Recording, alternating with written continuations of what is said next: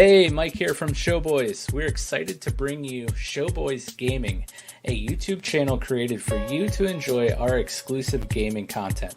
Anything from live streams to gaming videos will be found here. Go subscribe now so you don't miss out on any Showboys Gaming content.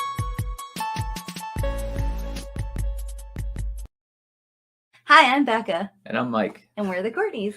We're the hosts of a new marriage and relationship centered podcast called Couple Conversations.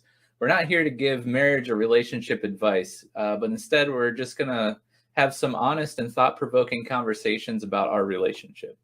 After 10 years of marriage and the chaos of parenting, business ownership, and being content creators, we thought it was important to focus on dating each other and keep the spark alive in our marriage, so when we're old and wrinkly, we still enjoy each other's company. Each week we'll be going through a series of questions to have honest conversations about our relationship, as well as occasionally be joined by other couples to hear their stories and advice. We just want to share the things that we've learned along our journey and remind you all to continue to date your spouse. So join us every other Friday at 8:30 p.m. Eastern Standard Time, beginning October 8th, and join the conversation. Hey, Nick from Showboys here, and I want to invite you to become a member of the Showboys Discord. Our Discord is the one-stop shop for all things Showboys, from announcements to fun conversations, and of course, memes. Come get to know the Showboys staff and our growing community of pop culture fanatics. We have something for just about anyone.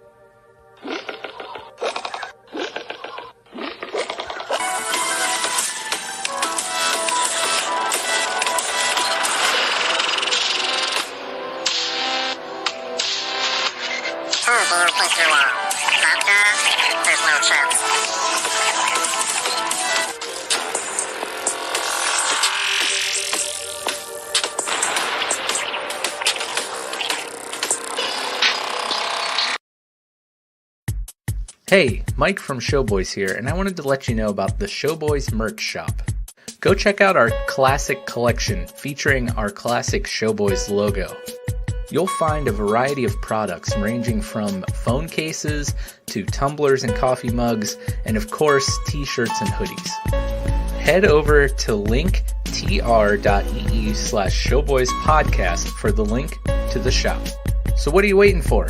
Head over to the Showboys merch shop, help support the podcast, and grab yourself some Showboys swag.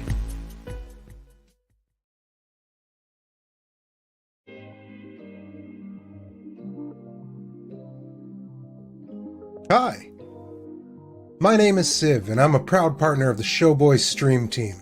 I'm what you call a variety streamer. What that means is I play a bunch of different styles of games, from platformers and shooters to fighters and survival horror.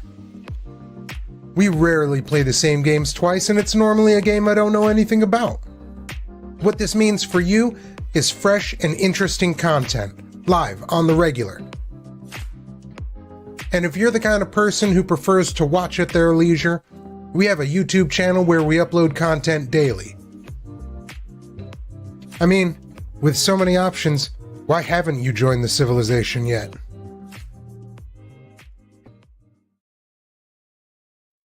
What's up, guys? Chad from Showboys. Just wanted to remind you that we have officially launched our Patreon. Head over to Patreon and check out the exclusive content offered for each tier. From the ability to recommend a topic for the show, exclusive Patreon-only episodes, the chance to appear on an episode as a guest, and much more.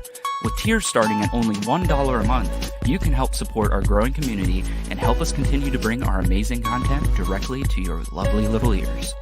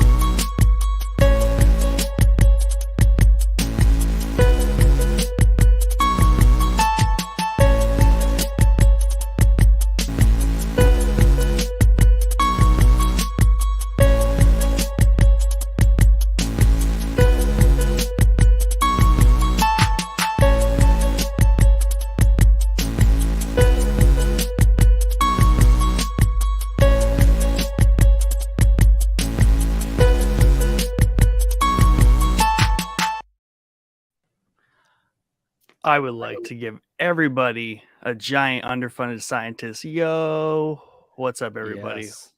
Welcome to the Showboys podcast.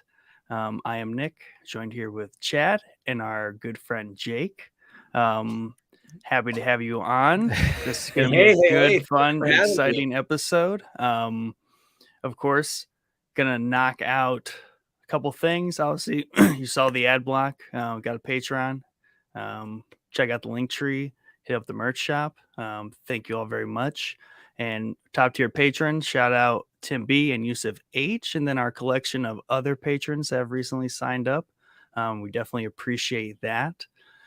But I think without further ado, we have a pretty cool episode stacked up here. And I think we should just jump right into it. Chad, what do you got to say? Absolutely, man. So, Jake, I'm so excited that you're here. You have no idea. Like, I know we've been talking for a really long time. Well, not a really long time, but like for a week. And I was like, I found you like roughly, I mean, you had to be fairly early because I think your newest video when I found you was the Amazon katana. So I don't know how long ago you did that. And then I ended up binging through literally your entire catalog and I'm completely caught up. So I was like, dude, you know, I finished the walkthrough on Sekiro and I was like, I should try and see if he'll come on the show. And then I can't remember if I asked you originally if you had played Sekiro just out of the blue or if I asked you to come on and then asked you. But as soon as you said you played Sekiro, I was like, yes, this is working so great. I love Sekiro. Yeah, man. So yeah, if you guys have any questions for Jake throughout the show, drop them in there and we'll shoot him his way. But yeah, man, tell us a little bit about yourself. Tell us how you got started being obsessed with Japanese stuff to start off with. Because that's probably the precursor to your YouTube channel, right? Definitely. So first of all, that Amazon katana video was like, that was December 2020, I think, which is crazy to me because that was like, I think I had like 200 subs or something. Yeah. So, I mean, you've blown up since I found you. Yeah. So I guess what started my interest in Japanese culture, that is a fantastic question. So like most people, I feel like most people's introduction, at least if they're from the West, whether it's United States, Europe, or whatever, their introduction to Japanese culture is via anime and manga. I know when I was very young, I had a big obsession with Naruto when I was a kid. Which is funny. It's going to tie in with Sekiro later because ninjas and stuff. Yeah. And when I was growing up, I loved Naruto. I loved Inuyasha. I really loved that stuff. I kind of fell out of it though.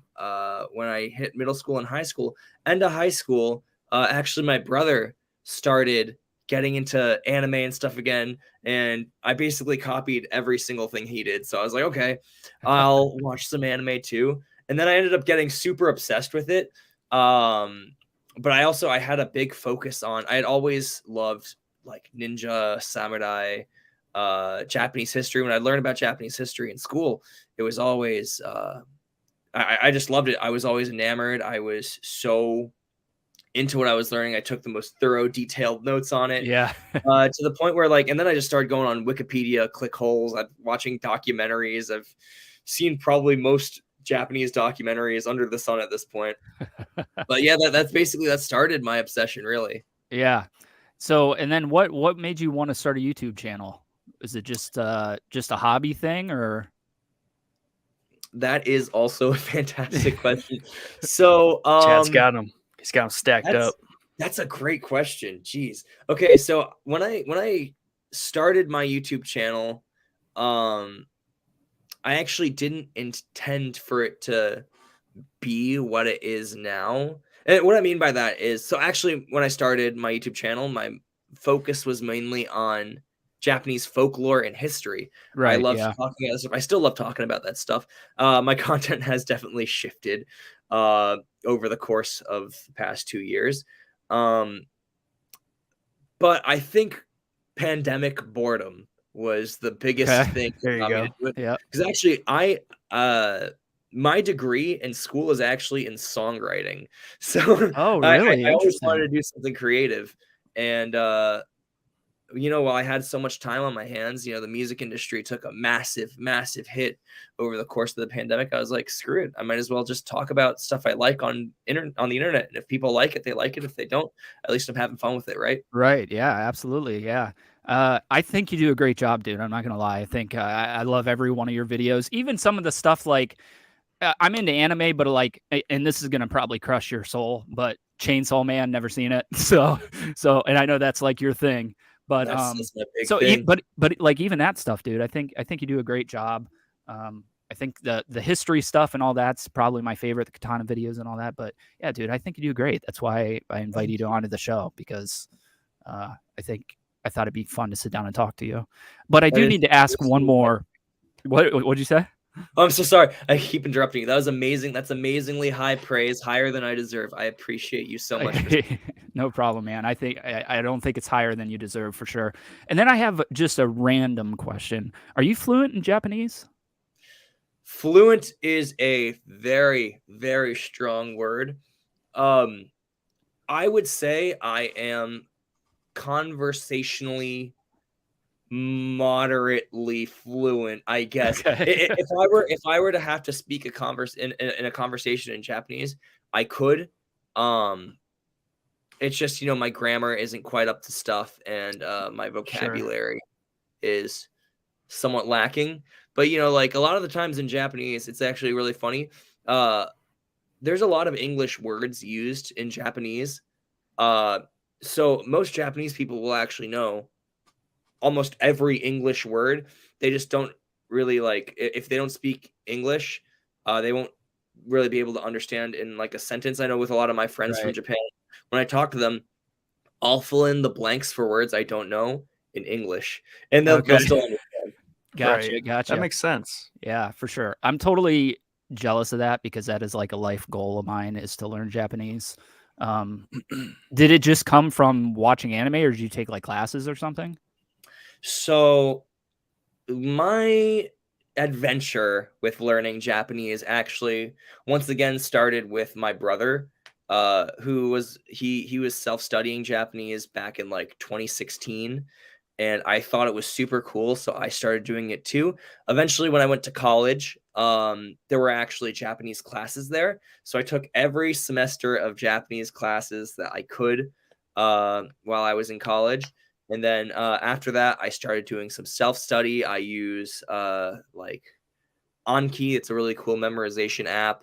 I try to write down as many kanji as possible to remember them.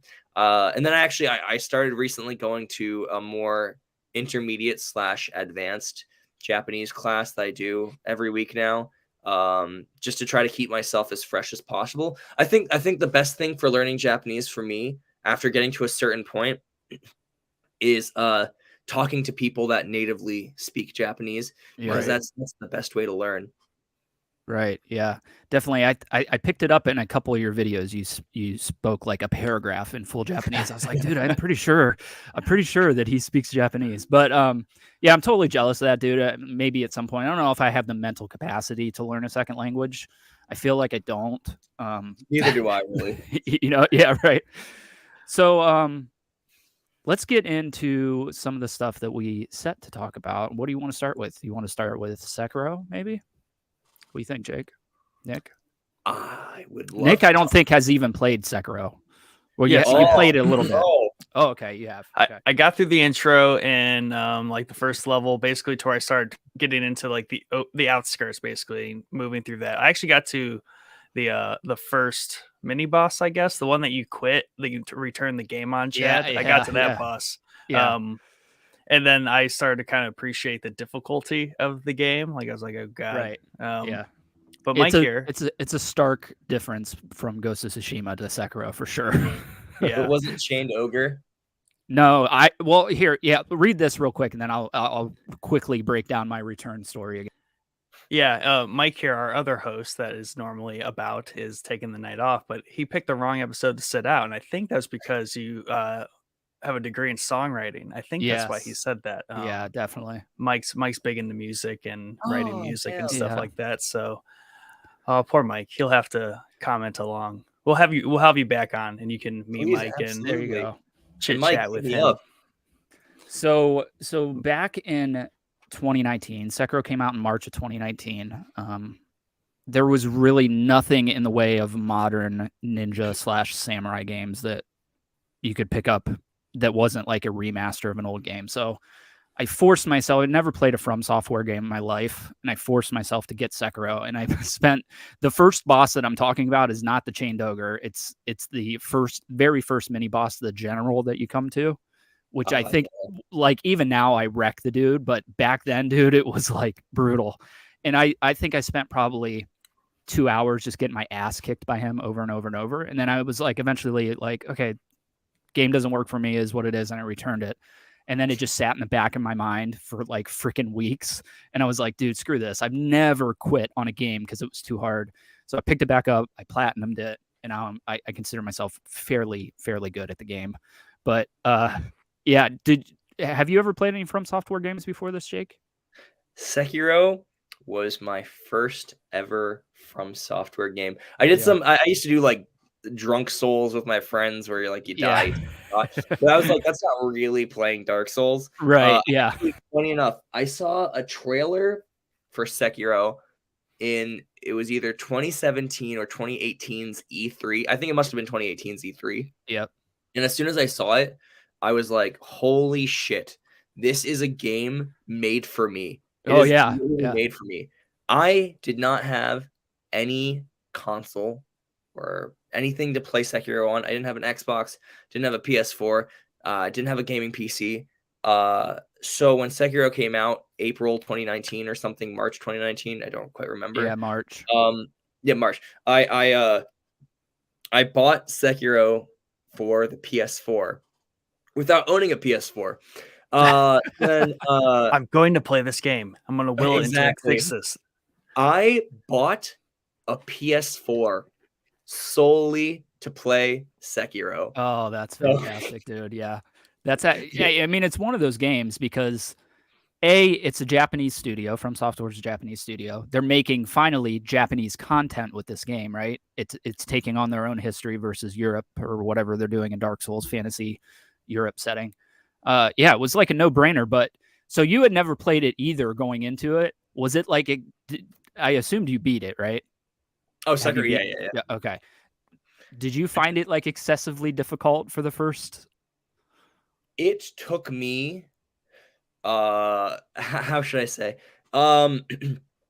Like most beginning players, I decided that the first boss I wanted to actually take on was Lady Butterfly. As soon as I got the bell. That's a mistake. Yeah. Massive mistake. It took me 2 weeks. Wow. I beat her. And so I had a few different absolute brick walls in Sekiro. The first one, Lady Butterfly. But I was happy. I feel like that's kind of like a badge of honor for Lady Butterfly to be your first boss. Absolutely. Yeah. But then sorry, keep going. Yeah, I think that I beat her after Genichiro. Genichiro was my very first wall, and that dude, I'm telling you, he killed me literally like 80 times. No joke. Like I was just like a complete wall that I couldn't get over whatsoever. But then Lady Butterfly after that was even more difficult, I think. So beating her first is like ridiculous. Now obviously I could probably do it, no problem. But back then, there's no way, dude. Lady Butterfly is like brutally difficult for the early game of Sekiro, right? Yeah. Oh yeah. Well, I feel like Lady Butterfly and Genichiro are a perfect like skill test for the game.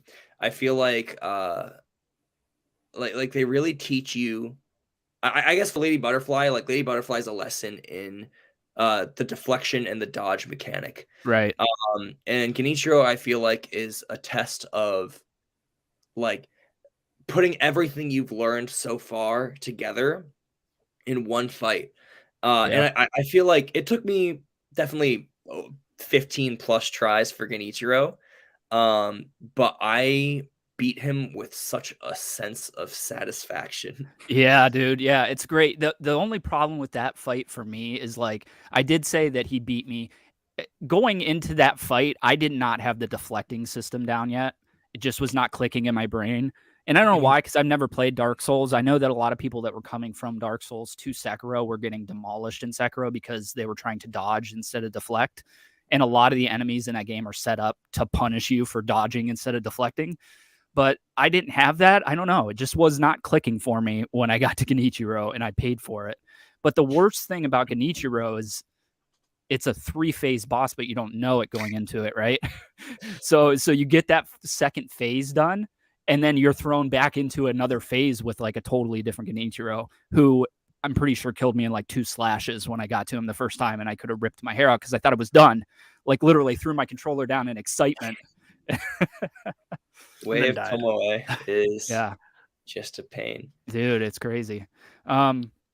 So what other walls did you have in the game? I'm curious. What other bosses? I had quite a few. Did you get all the endings? I did all the endings. Okay. My other brick walls were Great Shinobi Owl was definitely a 15 plus tries. Yeah. That's just a tough one. But then Owl Father was another 2. Yeah. Right. Countless deaths. Yeah. If you're fighting in that burning temple that you fight Butterfly and him in, you know you're gonna get your ass kicked over and over for sure. I think the problem with Owl Father or Great Shinobi Owl is that it's just such a close quarters fight with such a big dude. You know what I mean? Because it's the same spot you fight Genichiro, but he's like 4 times the size of Genichiro, and his sword like takes up half the arena. You know? Yeah, his reach is insane. Right? Yeah, that was hard. The soundtrack for Great Shinobi Owl kind of slaps though. Oh absolutely. I love that theme. Yeah, for sure. So Nick, tell me about your brief experience with Sekiro. Yeah, I mean, so this is definitely my first encounter with, I guess, a From Software game, right? Like I've never played Dark Souls or anything like that. And definitely, I guess it is probably one of the most skill or difficulty driven games. I usually don't play those type of games. Usually if I can't bump the difficulty down. Yeah. If you can't put the one-shot control setting on. Yeah, if I can't enable one-shot kills or just story mode, then yeah, I'm out. Not that bad, but I think I'm playing a little handicap though, because I am following your guide. So even on that first like mini boss, I knew to get the like stealth jump down on him and get him already halfway through his. Right. So like that's a blessing, but at the same time, I feel like I was getting close, but I just wasn't mastering like the moves properly. Deflection is still like elusive to me. Like I feel like I hit the button, but it doesn't like register, and I still get smacked in the face. It's one of those things, and I bring it up all the time on here about Sekiro, that it's a rhythm game. That's exactly what it is. If you think about it, it's exactly a rhythm game. So eventually that deflecting is going to click for you, and then it doesn't really unclick after that, and it makes the stuff that you're taking on much easier once you get that deflecting timing down. It doesn't feel as, to me, I think it's got one of the best deflecting systems in any game as far as responsiveness. Because if you look at like Fallen Order, which has a similar deflecting system, it just doesn't feel right in that game. You know what I mean? And it might be the frame rate. I don't know what it is. It just doesn't feel right. For me in Sekiro, it's just perfect. I don't know. And don't get me wrong, it took me 2 weeks to get that deflecting down. But once you get it down, it locks in pretty good. Yeah, and I think the other thing that I need to appreciate more is that it doesn't put a lot of the cues in terms of like what you need to do next, like kind of verbatim, like in your face. Like they're much more subtle in the movements of like even that first boss. Like he has like 2 or 3 different ways he can basically attack you, and he has setups for those, but like it's hard to see those because they don't just flash them in front of you. You have to kind of really read the body language to know if like, okay, I need to jump, no, I need to like dodge, or I need to deflect. And I guess the other thing, and maybe it's covered in your basics video, but like I guess I still don't quite understand the worlds, the maps. Like, do you just kind of, if I didn't have your guide, like would I just be like freeform running around just trying to figure out like what to do? Because it is, you can't kind of go and do anything you want. Yeah, so it's not really, it's the typical From Software open style. It's not an open world, but it's much more linear than anything. So you would eventually get to where you need to go. It'd be hard to go somewhere you didn't mean to go, especially in that opening area, because there's really only one major path you can go to unless you go Jake style to the butterfly fight for some random reason. But yeah, I think it pretty much paths you where you need to go through the whole thing until you get to Genichiro, and then it kind of splinters off and you can go multiple different places and set yourself up either really bad or really good for the rest of the game. I think I was just blown away at how many things I could grapple to and just like zip around like the map. I think that's what's throwing me off, because it's not like, because I guess if I wasn't watching your guide, I would have just walked right through the gate and just like face on like that first mini boss. But instead, like you had me going like up and around and behind him, which is cool. And then when I did the jump all the way down to get the one like ward or idol from that little cave, I was like, man, I'm really on the cutting edge here. Like, dude, you are down the cliff. I'll be honest with you. I consider myself very, very good at Sekiro, and I even impressed myself with the walkthrough. Like, I was like, dude, I'm setting you up so perfectly. Like, if you follow this, you're gonna be golden. Like, it's just perfect. Sucks the quality kind of sucks on it, but you know. Are you talking about the Ashina outskirts, getting the Gachin's whatever sugar? Yeah. Or was it Ungo sugar? Whoever to turn invisible to get the chained over. Gachin sugar. Yeah, I never really found I could never pull that method off. So my method is always to just run past him and get the dude. There's a guy with a spear close to him who will start fighting you if you don't take him down. And then I just let him break out, run away, and break line of sight, and then go back up for the death blow. The Gachin sugar thing is significantly faster. It's a speed running strat, right? So I just can't. I don't know. It's kind of finicky for me, at least. I don't know. I can never get it pulled off. So okay, great Shinobi Owl. Did you say Owl Father? What about what ending did you do first, Jake? Ending, so I wanted to do like the I want to do the big dick ending first. I wanted to get everything. Yeah. So actually my first playthrough, I did every single possible boss I could do. Not nice, mini boss. I definitely missed some of I missed that one Shichimen warrior that's harder to find. Yeah. But I did I think in all of Soulsborne games, that said, I haven't played Elden Ring yet. I know that's a crime. Yeah. We were talking before we got on here that you needed game recommendations. You were so behind, dude. I'm so behind too, because I have not played Horizon. I haven't played Elden Ring. I just literally replayed Ghost of Tsushima for like the 9th time. Like, I just keep playing that game over and over. I can't help it. I want to play some Legends. I want to play some Ghost of Tsushima Legends. Yeah, dude. I played majority of it just solo, just to see what was going on. Me too. It's pretty fun. Back in the day, that was like my way to avoid the freaking arrow quiver. I sent you my video of my arrow quiver story because it wasn't in Legends. So I literally played it just for that purpose, so I could not see the arrow quiver for a little bit. But I haven't really been back to it. I know they added a lot to it.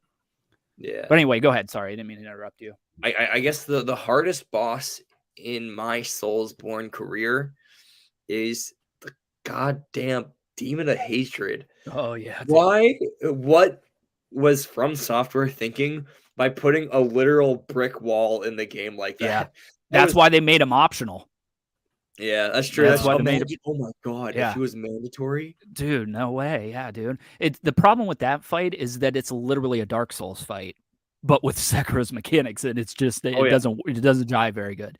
I think actually in the walkthrough I did the cheese method where you make him jump off the cliff. Have you seen that? Yeah. So yeah, I try to avoid fighting him at all costs. I beat him one time. That's enough for me. I don't feel the need. Me too. You know what I mean? Because it's not even it's not even a fun fight really compared to everything else. Like, I'd rather fight Genichiro, I'd rather fight Ao, I'd rather fight Ishin. It feels so much better. So you did the full on ending, or one of the 3 full on endings, right? I did the Dragon's Homecoming first. Okay, gotcha. Because I wanted to like have the cool ending. Right. Yeah. Oh man, and there is so much cool like lore. Yeah, let's break that down. Go for it, bro. Oh man. So I think, oh god, I don't even know where to start. My favorite thing about Sekiro, especially when it pertains to actual like Japanese history, believe it or not, Sekiro is actually like it actually kind of falls under like a very specific time period in Yeah. Japanese history, and that is the late that's like the end of the what's it called? The not the Sengoku. Kamakura era, the Sengoku. Sengoku era. Yeah. Thank you. It falls under the late Sengoku era. Especially so actually it wasn't Tokugawa Ieyasu who ended up being the shogun after the Sengoku era. It wasn't him that actually unified Japan, but it was him that kind of took over Hideyoshi after he unified Japan. Yeah. And so the ministry in Sekiro, like the red guys that come The in, internal yeah, right. yeah, Internal ministry, I they think they call them in the game, and you get them. I can't remember when they show up. I think it's after you beat the guardian ape and the dragon. Maybe no, that's not right. Guardian ape and something else. It's blanking my mind, even though I literally just did the walkthrough. But you have to get those two items, and then the internal yeah. ministry kind of starts their first attack on the castle. So if you look at their uniforms, their outfits, their armor, they have a emblem, a crest on all of their armor. It's not exactly the same because they had to make it a little different, Right. but it is very, very similar to the Tokugawa Oh wow, crest. that's great. If you Yeah. guys want to look at it, it's actually kind of crazy. It's very, very similar. I believe there's like 4 leaves on the Tokugawa crest, and there's 3 on this one, but it's very, very similar. Yeah. Yeah, Inspired, definitely. Yeah. definitely 100%. Yeah. Actually, Tokugawa Ieyasu is a very, very cool historical figure. So I'm very like once I saw that, I did not notice it myself when I watched it. I actually I found out from like a YouTube video like Right. 2 years ago. Yeah. So, as far as like the more folklore-ish creatures in the game, are those folklore creatures from Japanese history of some sort, like the headless and all that stuff? Shichiman That is, warrior, are those made up for the game, or are those inspired by some sort of those folklore are creature? most definitely how do I say, those are most definitely inspired by folklore creatures. I am not so sure. I don't quite remember what it was for the headless or the Shichiman warrior, even though those are some of the coolest ones. Yeah. But I actually I know for the giant serpent, the white snake, is potentially, I say potentially because I don't want to say for sure, is potentially inspired by the white serpent of Iwakuni, which is a lovely, lovely town in southern Japan, where they have a shrine to worship a giant white snake spirit. Oh And wow. Okay. to me, I see that and I think, For sure. Yeah. there are other things like the my favorite, not for gameplay reasons, but for design reasons, my favorite boss is the Divine Dragon. I think he's beautiful looking. Oh yeah, dude, that's one of the Very, most spectacle, beautiful fights that I've ever fought in a game. It's not difficult by any stretch of the imagination, but it's so cool, that whole fight. so what It's I love, rare that it seems like, because I went back and played some From Software games after Sekiro, and they always try to do like a puzzle fight like that where it's not difficult, but you have to do a specific thing in order to do it. And I think yeah, they nail it in Sekiro where it feels kind of cheesy in the other games. So yeah, dude, that fight's great. he's actually, so what I love most, so I have a new water bottle. Yeah, you're good, bro. So what I thought was so amazing about the Divine Dragon is that its influences come from more like mainland Asia, because a lot of Japanese culture does come from inspiration from mainland Asia, like China and Korea. Right. More specifically for the divine dragon, they do say in the game that it's a dragon that came from the west. We Right. can assume the mainland. And with the divine dragon specific, it is inspired by a Korean dragon, I believe.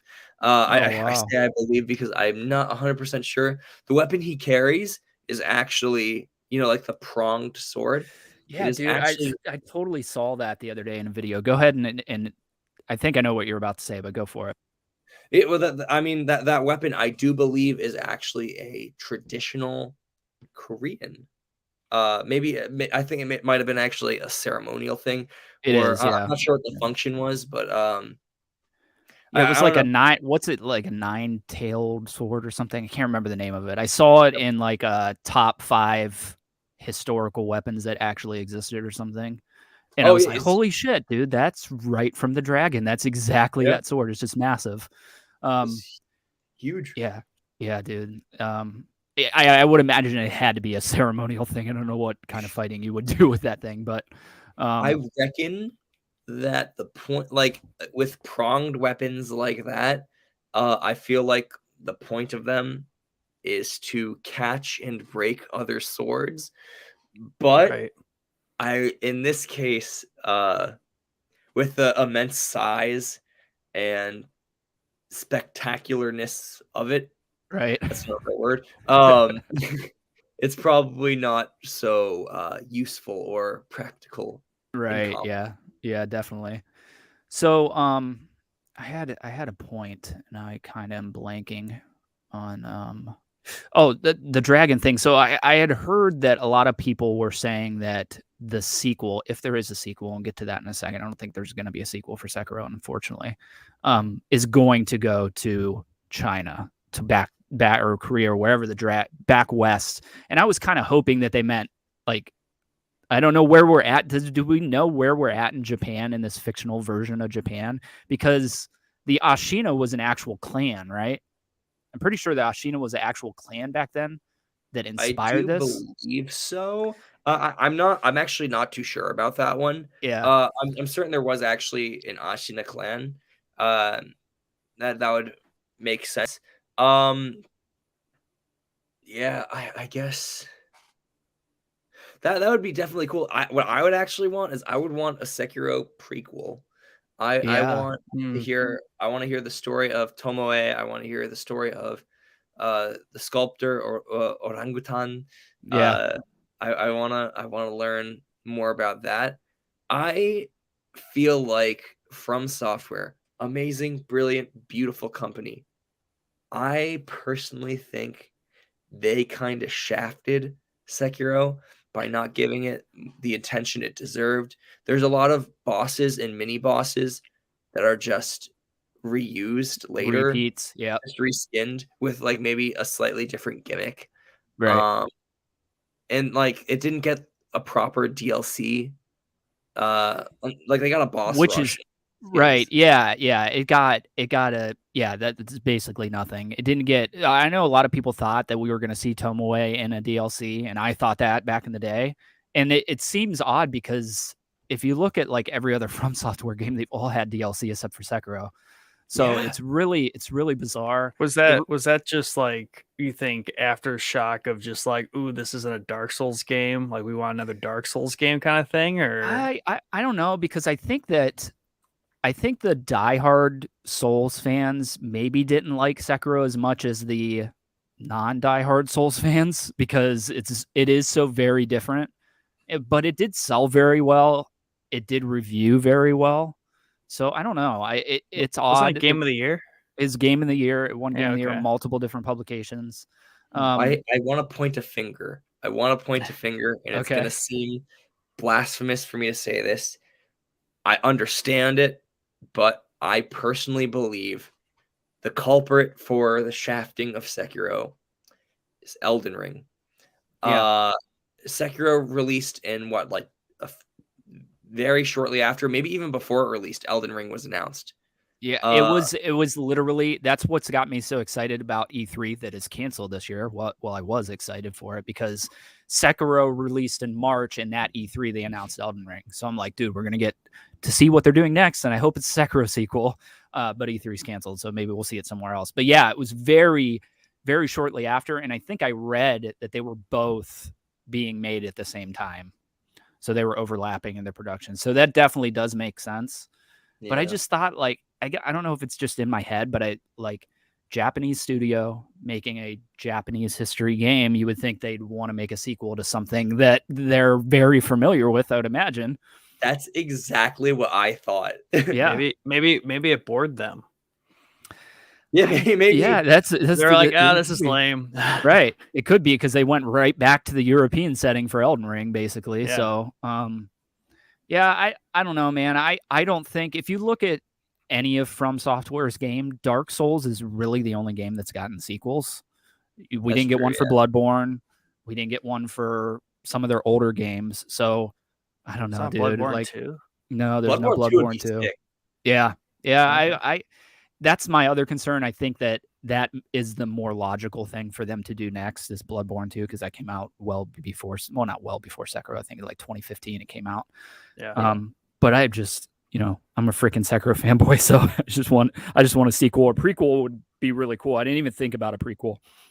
I just assumed when I heard they're going, like the one ending where they're going back west, like you said, I just assumed that they were going to leave Japan. And I'm like, no, please, like one more story here. It'd be cool to take the systems that they put into Elden Ring with the open world and the horse and the kind of go do whatever you want to do whenever you want to do it, and apply that to Sekiro in a kind of lone wolf and cub story that they would have going with Sekiro and the divine child at the end there, which would be so awesome.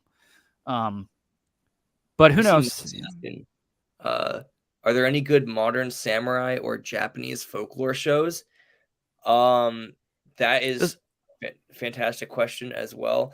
I would say if you want a good documentary about the Sengoku era on Netflix, they have I think it's called Battle for Japan.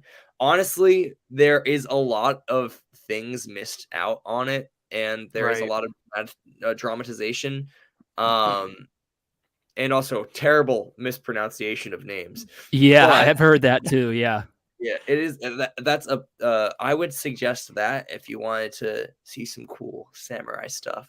Yeah, it's definitely, I think it's good. It's like a super abridged version of everything that happened and when it happened. Yeah. You know what I mean? They breeze over some big things that happen, and they don't even talk about some major things that happen. So I don't know. I think it's definitely good.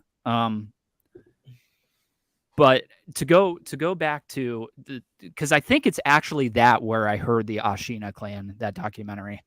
And I remember back in the day, I had looked up while I was playing Sekiro, I looked up Ashina on the Ashina clan on Wikipedia, and I scrolled through, and they had like the names of all the different samurais and lords and everything.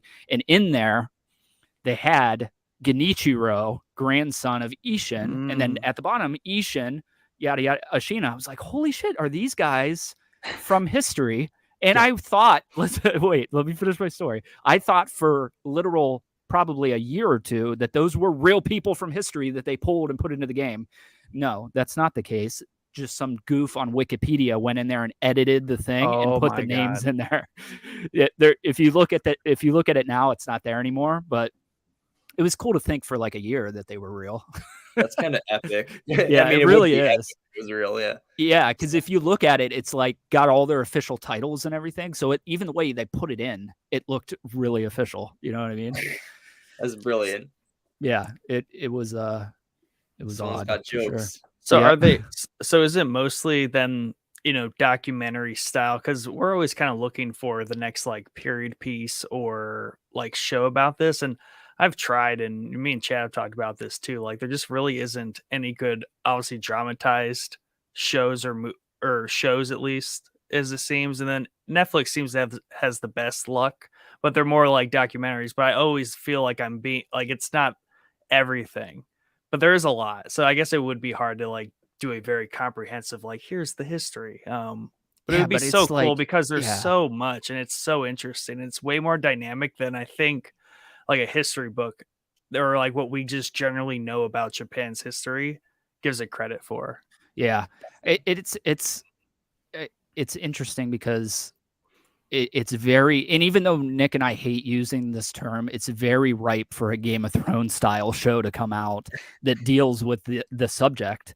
And we talked about, I think on the newscast, Shogun that FX is doing, which is like being deemed a Game of Thrones in Japan. It's a remake of the 80s TV series, TV What have I miniseries. missed? Wait, what? Yeah.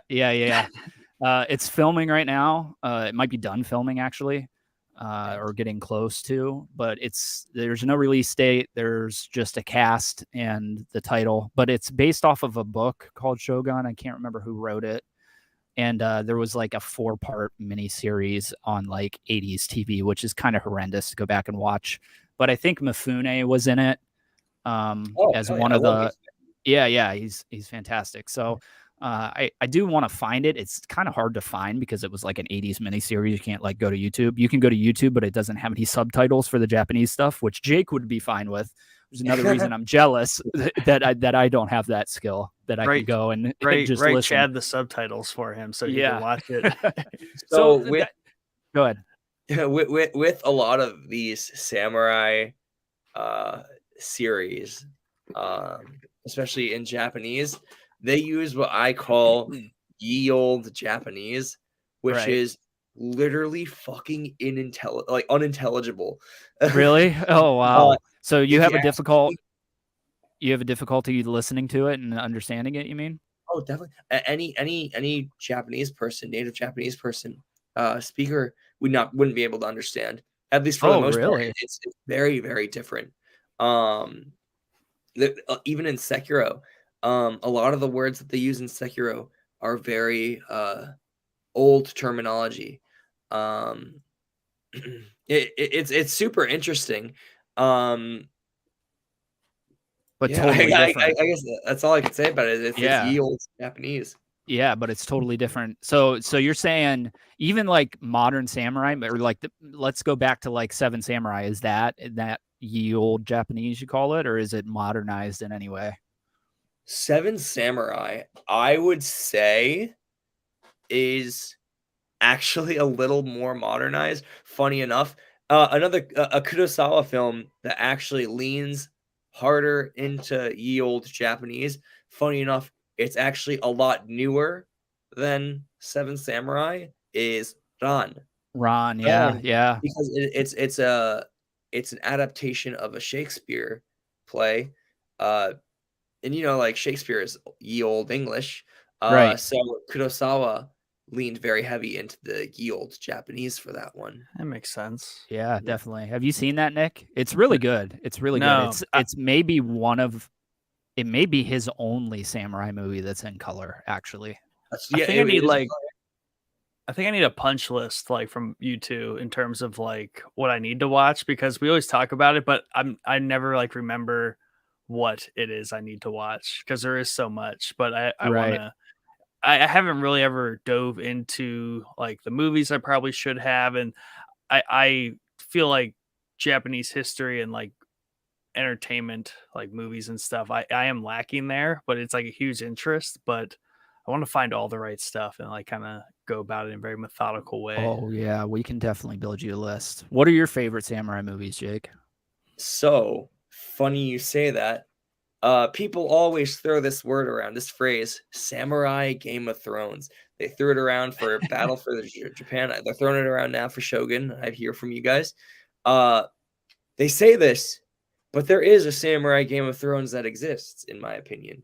In my opinion, one of my favorite samurai movies of all time is Jusanin Shikoku, or 13 Assassins. It is a Takashi Miike film. It came out in 2011. It's definitely a newer film. Fantastic, absolutely baller movie. Absolutely, yeah. It's definitely that definitely it has some crazy hardcore moments. It has some stuff that I thought was like more hardcore than you'd see in Game of Thrones. It's real shit that people would do back in the day too. Yeah. Well, yeah, when you get into it, and you know, like that term is funny, the whatever Game of Thrones, but even watching like Battle for Japan, or you just realize like it was just utterly brutal, like more brutal than all that is. And if you like main characters dying all the time, like that's literally what happens all the time. Like, right. oh, this guy, he's really cool character. He led for like 5 days and he just got killed. That's true, yeah.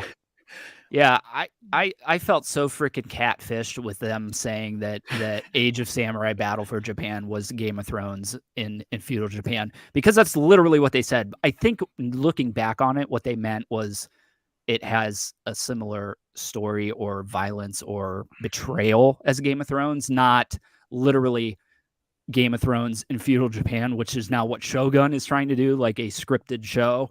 And then we get this, like, don't get me wrong, I love it. I think it's good. It's super abridged, but it's not like a scripted show. It's a History Channel special is what it is. You know what I mean? With what am I looking for? Pro people talking over top of terrible acting with terrible haircuts and terrible, you know. When I booted up Battle for Japan, as soon as I heard the old British guy start speaking, the first thing out of my mouth was, what the fuck is this shit? This is right. But I still did like it. I thought there were actually some really, really cool scenes and some really good dramatizations of, you know, real life things that happened. Definitely not what was advertised to me. Right. I would want my money back. For sure. Yeah, I agree. But in the end, you know, I made lemons with lemonade and I enjoyed it. Wait, what? Yeah, I made lemonade with lemons and enjoyed it. There you go. There you go. Said it backwards. Yeah, I couldn't stand the way that British dude said samurai. Samurai. Yeah, it was really the way he said it just made me. It might even be the right way you're supposed to say it. It just made me cringe hearing him say it. But 13 Assassins, yeah, I agree with you. 13 Assassins is probably at the top of my list. Probably top 3 samurai movies for me. The villain in that movie is like one of the most despicable characters that I have ever seen in any movie. Is a dead set douchebag. Oh, dude, it's crazy. I like a good villain. Oh, he will give you that. Yeah, he will give you that for sure. He is so hateable. He does almost every despicable act under the sun. Yep. And you just hate him more and more for it. And you think, I just want this motherfucker to get his so bad.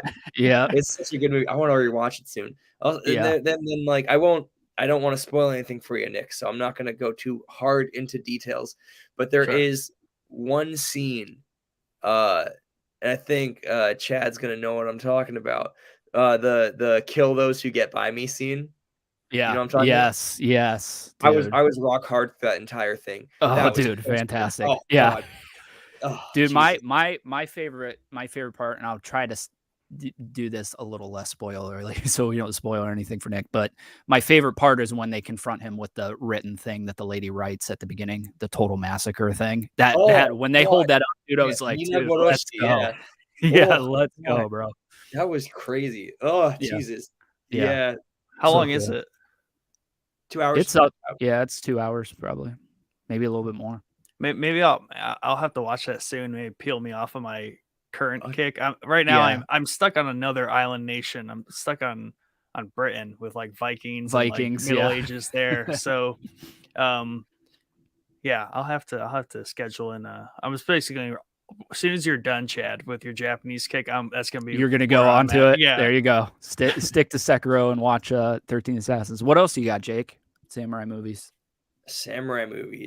I mean, you can't ever go wrong with Kurosawa. My personal favorite Kurosawa films, it's 2. In succession, same universe, Yojimbo and Sanjuro. Just absolute fantastic movies. I'm a big Toshiro Mifune fan, and I just love, like, this is gonna sound kind of crazy.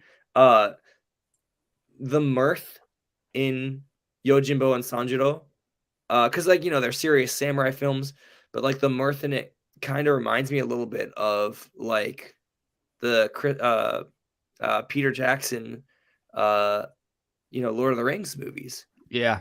Yep. It's very, very similar in my opinion, where you have the perfect blend of action, sword fighting, politics, and a good amount of physical comedy. And it's just it's just such a fun viewing experience. I think both movies are like an hour 45 minutes or something.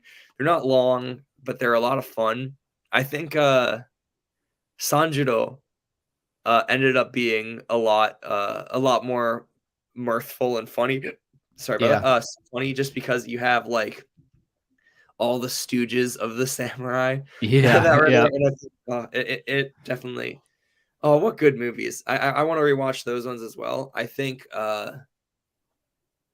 there aren't, the thing about samurai movies is that there's not really much you can get out of them that aren't Kurosawa or Takashi Miike's 13 Assassins.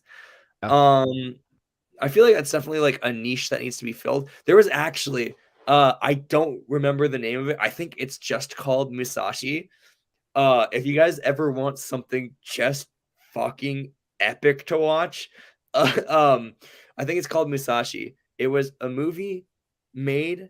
It's a Japanese movie about the fight between Musashi Miyamoto in the entirety of the Yoshioka school. You're talking about the new one that just came out that was all in one take. That's the one. It's a 2-hour fight, like maybe not 2 hours, but it's like an hour and a half long fight scene. That's it. Wow. And it's all one take. Insane. The actor was a machine. Yeah, it's funny because you can actually, like, as you're watching, it's called Crazy Samurai Musashi, I think. I have to look it up because I think that there's more to the title than Musashi. But anyway, it's cool because you can actually see the actor like needing to take breaks throughout the filming, like he's like winded and drinking water and stuff. So it's really cool. It's a I wouldn't say it has the highest budget of any movie that you're gonna watch, but it's cool to see them film an entire movie in one. I don't know if it's legitimately one take. It looks like it is because he's literally like out of breath and taking breaks, or if they use the like splicing two things together to make it look like they didn't cut away. It was actually one take. Was it? Okay. I figured it was. The first scene was like they made it where it's like Musashi assassinating the one kid or whatever. And then the fight scene starts. Once the fight scene starts, like in the woods, sorry, it's one take from there on out. Yeah, it's definitely worth it. And as far as Sanjuro and Yojimbo, those are fantastic. I love Sanjuro. That's it's up there for one of my favorite movies. These are all on HBO Max too now, by the way, if you didn't know that. Like literally probably any samurai movie or feudal Japan movie that you watch is on there. Lady Snowblood, those movies. I don't know if you've ever seen those. Those are on there. I can't remember. I don't think 13 Assassins is, but majority of Kurosawa's stuff is on there. So, yeah, definitely go there. I know you have HBO Max, so they're all on there. But yeah, those are great. Jake, have you ever seen the Rurouni Kenshin movies? The new. I have not. Oh, bro, I want to so bad. You know what? I want to do everything Rurouni Kenshin. Rurouni Kenshin is a series made for my heart. Yeah. By the time Rurouni Kenshin was on my radar, unfortunately, how do I say this?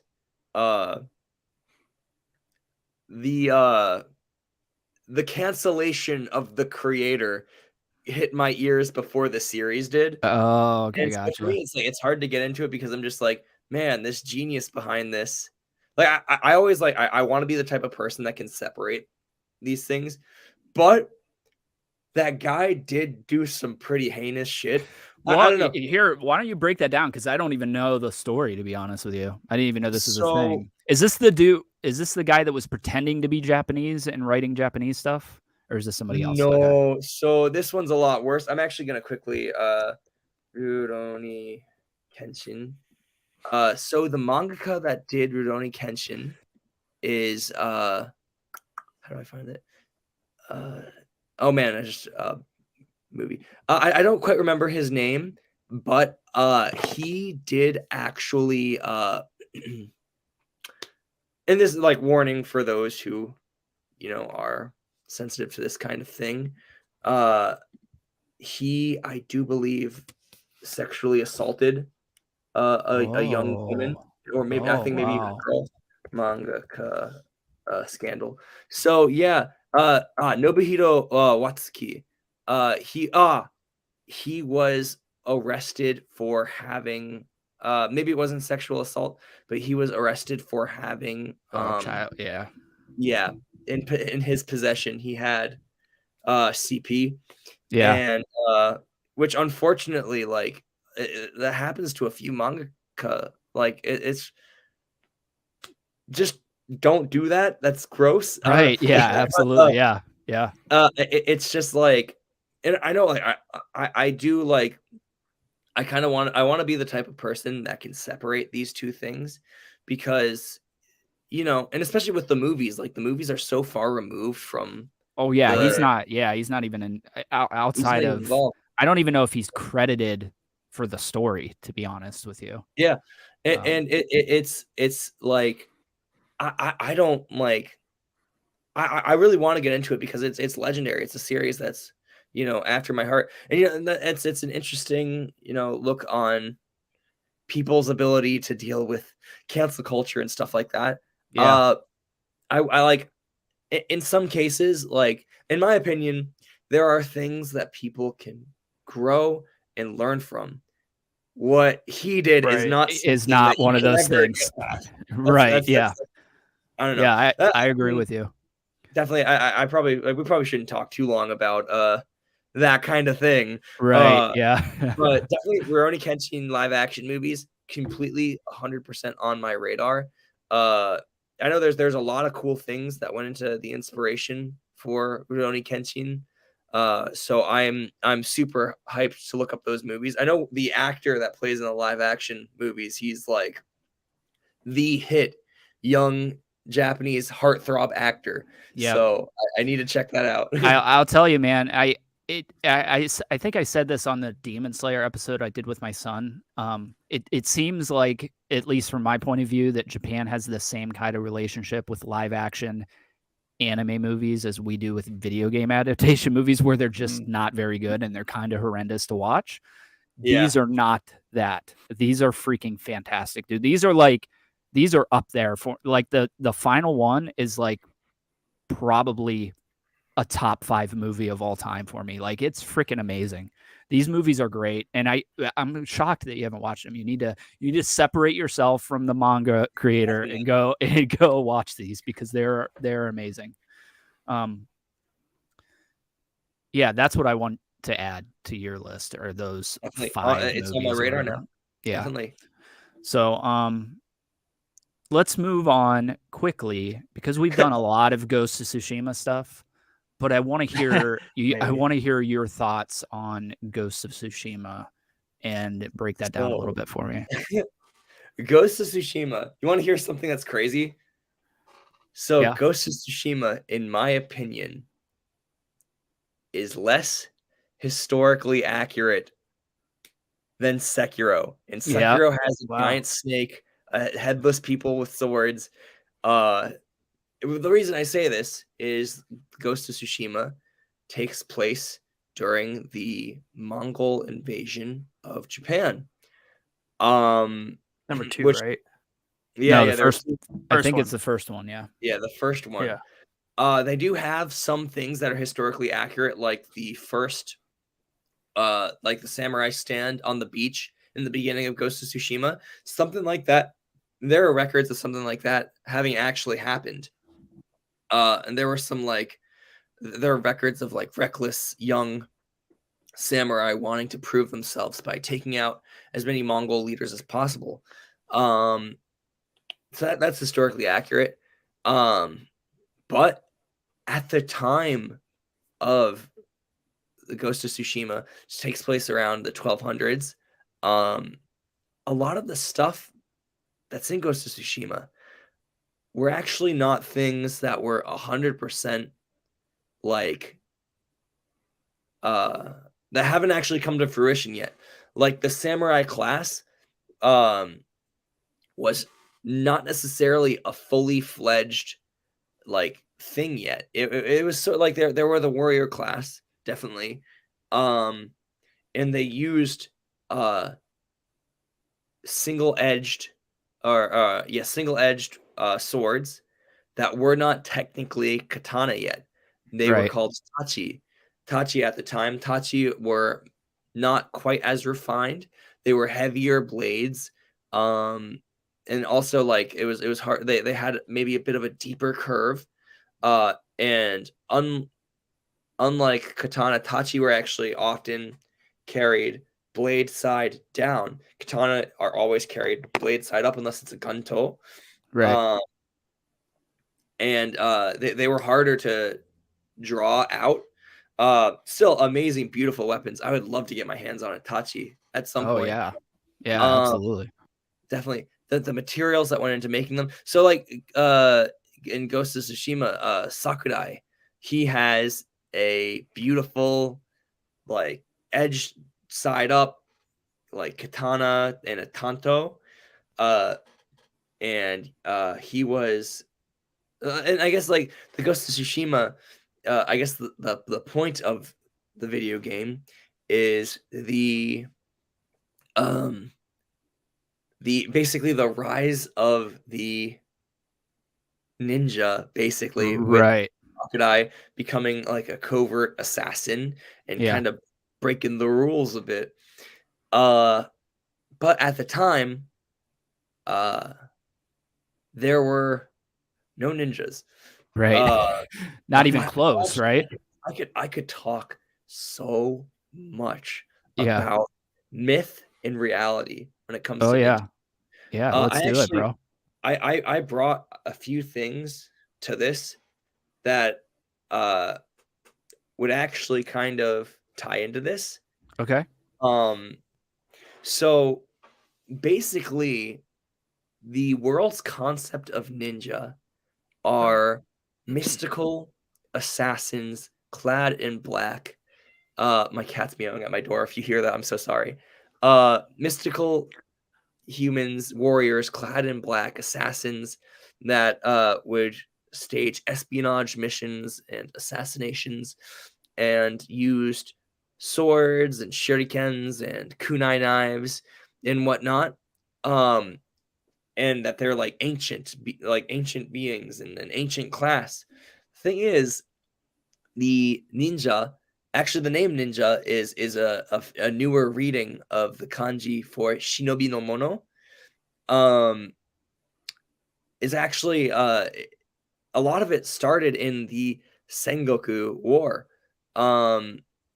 Two families in specific, the Iga and Koga families. And just to clarify, this is like 400 years past, well, maybe not 400 years, 300 years past where we're at in Ghost of Tsushima, right? Oh yeah. It's not even close. It's not even remotely close. Yeah. Not even close. And so, how do I say this? What Shinobi no Mono actually were guerrilla soldiers. The Shinobi no Mono, the ninja, had more in common with the Viet Cong than they had with James Bond. Like they specialized in fighting from they specialize in fighting dirty. A lot of the times it was actually lower class samurai from these families that would become these guerrilla soldiers. And actually in I believe the 18th or 19th century, some of these by this time the two great Shinobi no Mono families were in great decline. The art forms were not being passed down anymore, and they were becoming poorer and poorer. I I believe it was the head of the Iga clan, brought together a manual, a collection of texts about the art of guerrilla warfare, of the art of the shinobi no mono, and presented it to the Japanese government as like a secret text of battle strategy, in order to get some money for it from the government.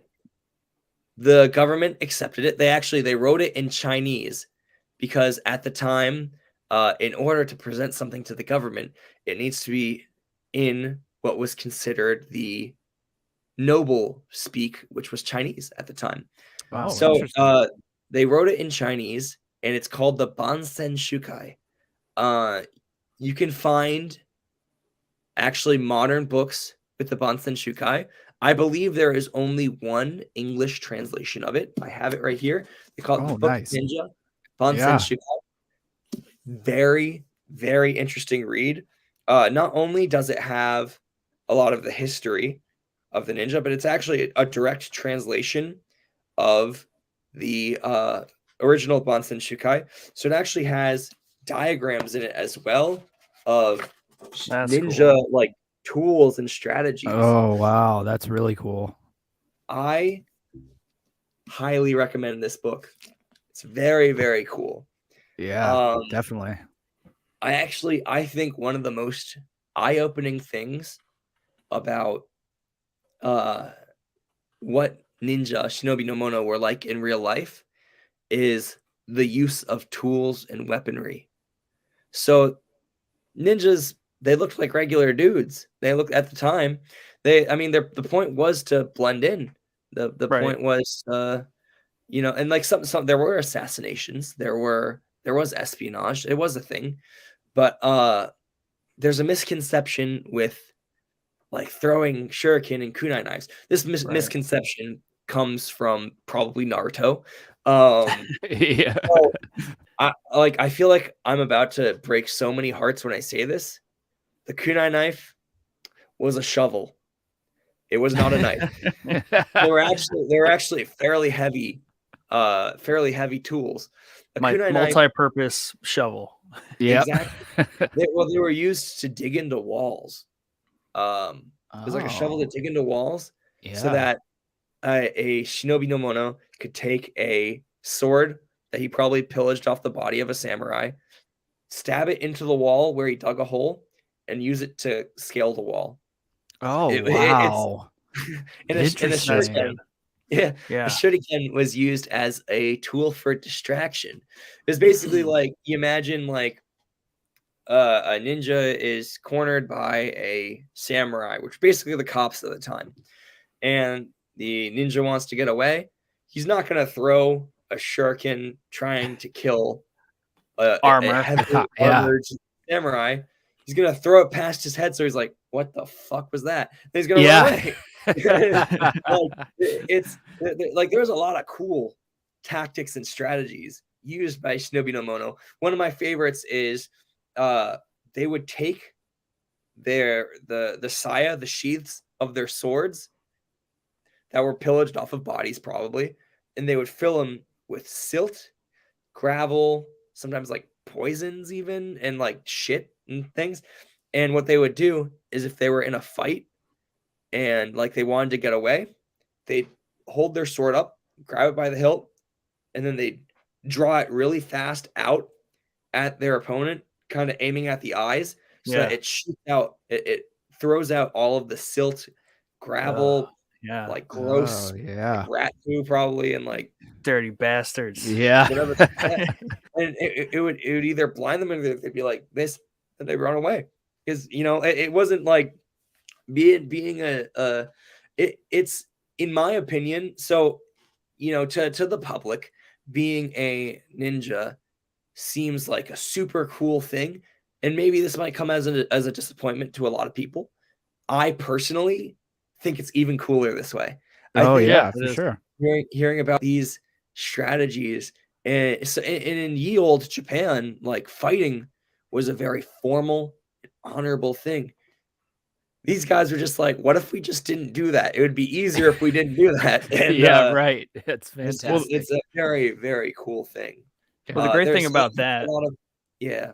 no, sorry, I was gonna say, great thing about that is you just made it a lot more practical for a lot of people to become a ninja because you don't need to be what the stereotypical ninja arsenal is. Like, you don't need all the fancy stuff. You don't need to be kind of like a stealth assassin. You can just kind of be a shit flinging Yeah. peasant, and you're a ninja. Right. Yeah. Yeah. I mean, Yeah. it literally, like, what I would say, like, actually, how would I say this? In any situation in the world, and like I'd hate to bring up something so current and topical, but there's actually a lot of and let me know if it's not cool to talk about this. There's a lot of similarities between ninja and the guerrilla fighting that is going on in Ukraine. Yeah. Yeah. So a lot of like you know how you see a lot of citizens taking up arms, throwing Molotov cocktails at tanks and stuff. If you've seen, and like armored vehicles, if you've seen the videos of that, and that in my opinion, like that also kind of encapsulates the spirit of Right. what the ninjas did, because the ninjas this was covered in Battle for Japan, when Oda Nobunaga, I believe, was claiming land. One of the big ninja families basically stopped them dead in their tracks by methods of guerrilla warfare. Common people took up arms and they ambushed them on their convoy into their land. And it's you'll see it in almost every single real life event where someone invades someone else and the people aren't happy about that, which they should never be happy about that. Right. Yeah. They fight back. The people that love or care about their land and their families will take up arms and they'll do what they got to do. And like that, in my opinion, and obviously I'm no cultural anthropologist. I'm not even a historian, but in my opinion, from what I have researched and seen, to me, that is what the spirit of the ninja, the Shinobi no Mono, was all about. It's about, this is gonna sound so corny, but it's about doing what you have to do for your own survival, the survival of your family, and in a way, even though the fighting was deemed dishonorable, the survival of your honor. Because Right. in ways, Yeah. These people did what they needed to do for themselves, Yeah. Definitely. Yeah. I've definitely heard that about ninja before. What about The Last Samurai, though? How accurate is that? Underfunded. Yeah, he wants to know if it's accurate at all. While we're out here just like crushing ninjas, is it? It's been so long. I need to rewatch The Last Samurai. I don't think that it is in any stretch of the imagination, but Jake might be better at that question. There are parts of The Last Samurai that have some basis in reality. First of all, Ken Watanabe, absolute fantastic actor. Oh, yeah. I do believe there actually is record. Like, if anyone's watching this and knows better, please correct me if I'm wrong. I do believe there is actually record of an American soldier going to Japan during, I believe, the Meiji Restoration. And it's either he trained some Imperial Japanese soldiers, or he maybe even defected. I don't remember. I do actually remember hearing somewhere along the lines that there are actually parts of The Last Samurai that were based in reality. The movie itself, of course, is a immense dramatization of things that may or may not have happened. Right. I think like it does actually, in my opinion, encapsulate the Japanese spirit, especially in the art of war, throughout history, especially with we've all seen The Last Samurai here, especially with the final battle with innumerably outnumbered as the main cast was. They still held it down, fucked some shit up, and in the end went out on their own terms. Right. And that is something you'll see in every single, like, no matter, even when it's like daimyo versus other daimyo in Japan, you'll see this kind of like people fighting tooth and nail. And like it's in that regard, there are some really like cool things about The Last Samurai, and a lot of actually like historically not inaccurate things is what I would say. There you go. Good way to work around that. Yeah, I've heard that definitely about ninja, but I've also kind of heard that the samurai as we depict them in a lot of things are kind of different too. Like I heard, and I don't know if it's true or not, but I heard that like they rarely used katanas. Is that a thing? Like they were mostly horseback archers. That was their primary method of fighting, and the katanas was like a last ditch thing. But it seems like that would not be right, because I mean, there is some truth in that. Actually, there is a large focus in horseback archery with samurai. Kyudo, or kyujutsu, the art of firing in Japan they're called yumi. It's a very, very interesting thing.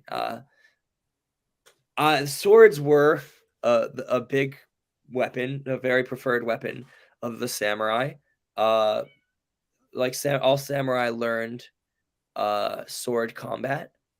To the point where like the thing that marked a samurai was the fact that they carried two swords at their side: the katana, which is their long sword, and the wakizashi, which means side insert. And it's a shorter blade, still like not as short as a tanto, which is like a knife. It's a shorter blade. I have actually. Oh yeah, this thing's freaking. If this is the one I'm thinking of, I have two with me. They're both wakizashi. Yeah, this is a wakizashi. This is about the length of a wakizashi. I have a smaller wakizashi right here as well. This one I have never shown to anyone ever. This is the first time that this is being seen by a human being that isn't me and the guy that sold it to me and whoever used it in the past. Yeah, This is a 400-year-old wakizashi from the Edo period. I have some of the paperwork authenticity right here too. Here I can show you actually a little bit of the blade. There's some rusting spots. It's an old blade. It didn't hold up as well as my other one. Yeah. It was just like that when I got in my possession. Wow. So this is I want to see if I can get the hamon to appear. Yeah, we can see it a little bit. It's different than the other one, right? It's a different style of hamon. It's a different style of hamon from the other one. The other one is so that is, I forget the name of it for the one I just showed you. That's a wave pattern. It's the most common iconic pattern. Yeah. The one for this one, I love this blade. This is about a 500-year-old sword. This one. Yeah, they're both freaking beautiful, dude. But this one, I'm totally jealous of. I fucking love this thing. I got to be honest with you. It held up so amazing. It really did, dude. Yeah. This one has a suguha hamon, which means a straight hamon, not necessarily a wave pattern. Oh yeah, this one. Yeah. This thing is sweet. Yeah, you can see the straight. I love it, dude. This blade held up really, really well. Got the glint. Did you get that from Japanese Sword HQ, or did you just say that his thing in the video? Because bro, since I've watched this video, which that video was how long ago? About a year now. You did, yeah. So about a year. I've been checking him periodically to see if I can catch one, and let me tell you, bro, there's nothing on there right now that's like under $8,000. So I don't know I don't want you to say, if you don't want to, what you paid for that thing, but I can't imagine that Well, I'm comfortable sharing that. Okay. So my biggest regret ever, not really, but I do somewhat regret name dropping Japanese Swords HQ. Oh, do you? Because I feel like, not that that video is like a worldwide hit and everyone's watched it. Sure. That video Yeah. actually has some of the most dislikes on my entire channel. Really interesting. Yeah, we can talk about that later too. But I feel like after I name dropped Japanese Swords HQ, that is where I got it from.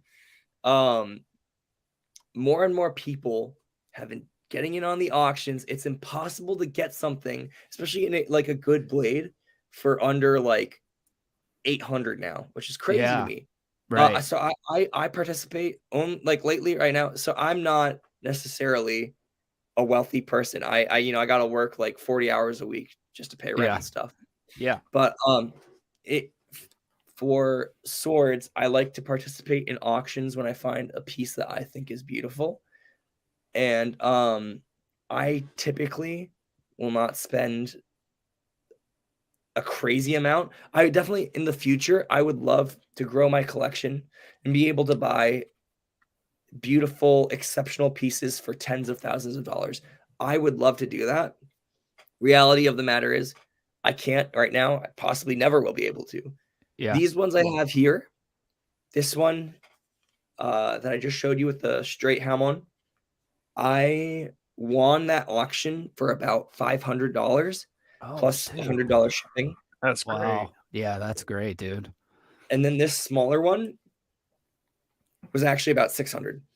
Wow. Dang, dude. It because it was signed on the Tang. Oh, yeah. The other one's not, right? The other one's not. It's still, they're both authentic, beautiful blades. I actually got the straight Hamon one authenticated with a local expert. And like you can tell, there's some things you can't fake on a sword.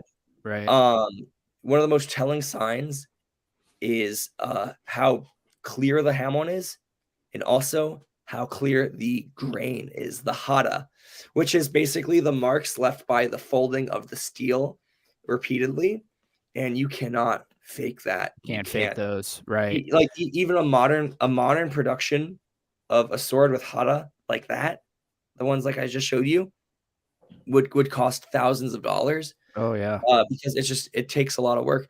These are probably swords that were used by not so notable people, so I was able to get it for a good price. They're antiques, but a sword like ready-made like that now would cost so much.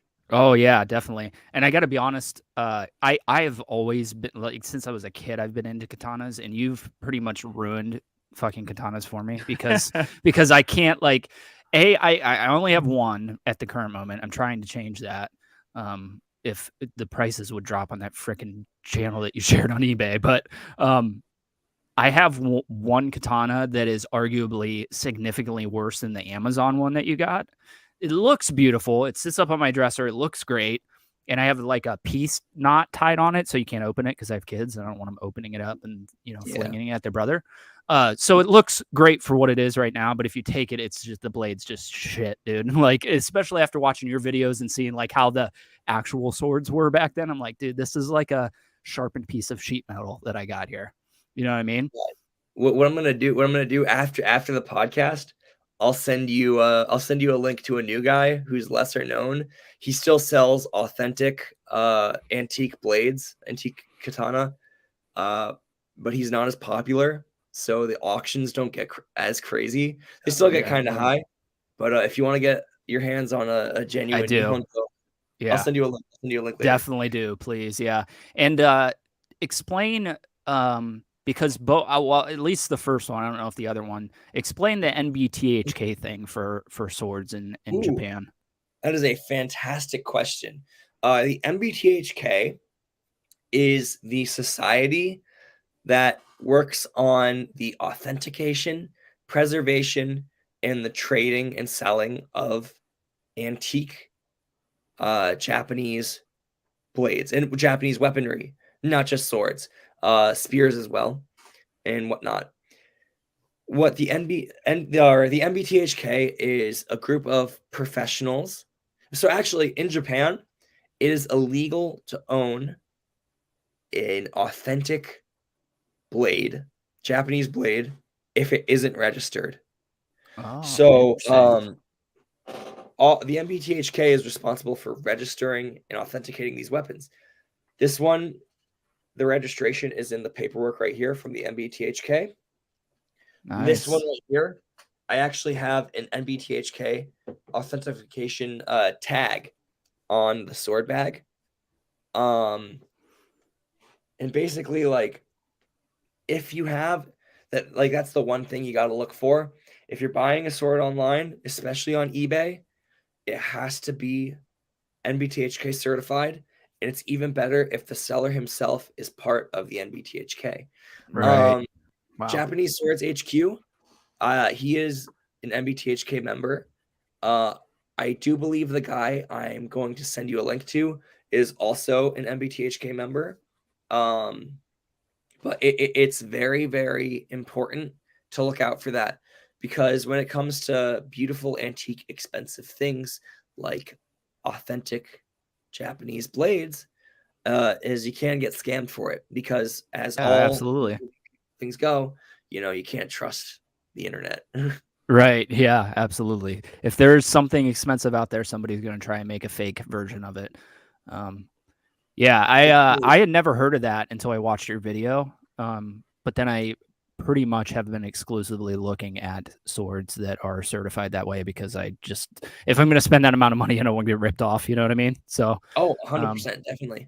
But I was like before I watched your videos, I was between ordering like an actual nice, like modern, made yesterday type of deal, or an authentic one. And I think it has to be authentic at this point. You know what I mean? Like the other ones just don't do anything for me anymore. So there is a way to combine the best of both worlds. Right now, on our planet, currently living, is potentially one of the greatest swordsmiths to have ever lived. Yoshindo Yoshihara. He is a master swordsmith in Japan. I believe he is in his 70s or 80s, but he's still making swords and still kicking ass. Right now, if you wanted to, you could order a ready-made blade from him. He does everything. He and his apprentices, they make beautiful swords. They make the kushidai fittings that the sword go in. That said, if you were to buy a tanto from him that's like already made, that he has some beautiful tantos for sale on his website, they go from $10,000 to $20,000. And in order to get a katana made by him, it would probably cost upwards of $70,000. So, my goodness, unfortunately, bro. that probably isn't an option. Yeah. We could all go in on some lottery tickets. There you go. But I mean, we kind of gawk at like those numbers, but at the same time, like back in the day, whether it's like Europe, whether it's Japan, any kind of like medieval society or even ancient times, like good hardware isn't cheap. Right. So like the authentic good stuff. So that's why like nobles had obviously better weapons and gear than peasants. Like you couldn't just, I mean, also, unless you found or killed someone that had it, then you get it. But in terms of maybe that is, comparable to, what the price should be or would be even back then. If you did the like equivalent, right? Yeah. Very noble, rich, wealthy, landowning families, like that's what they would have done. So yeah. I was looking at the World War II katanas that they made for the troops there, and they're just like, I don't know, dude.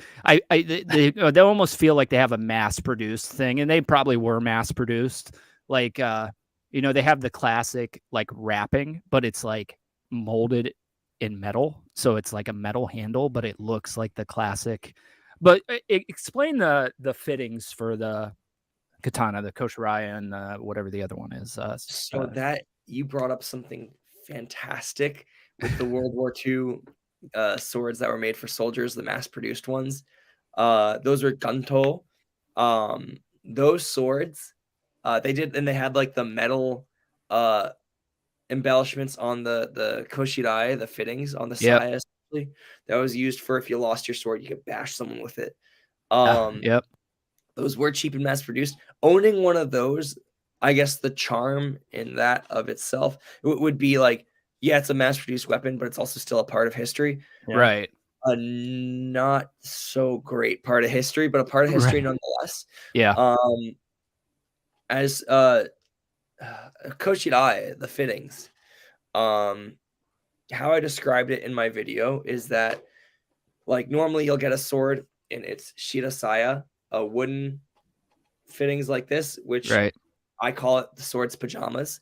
It's the best place for a sword to relax in if it's not doing anything, if it's not being shown to anyone, if it's just like in your possession, in your collection.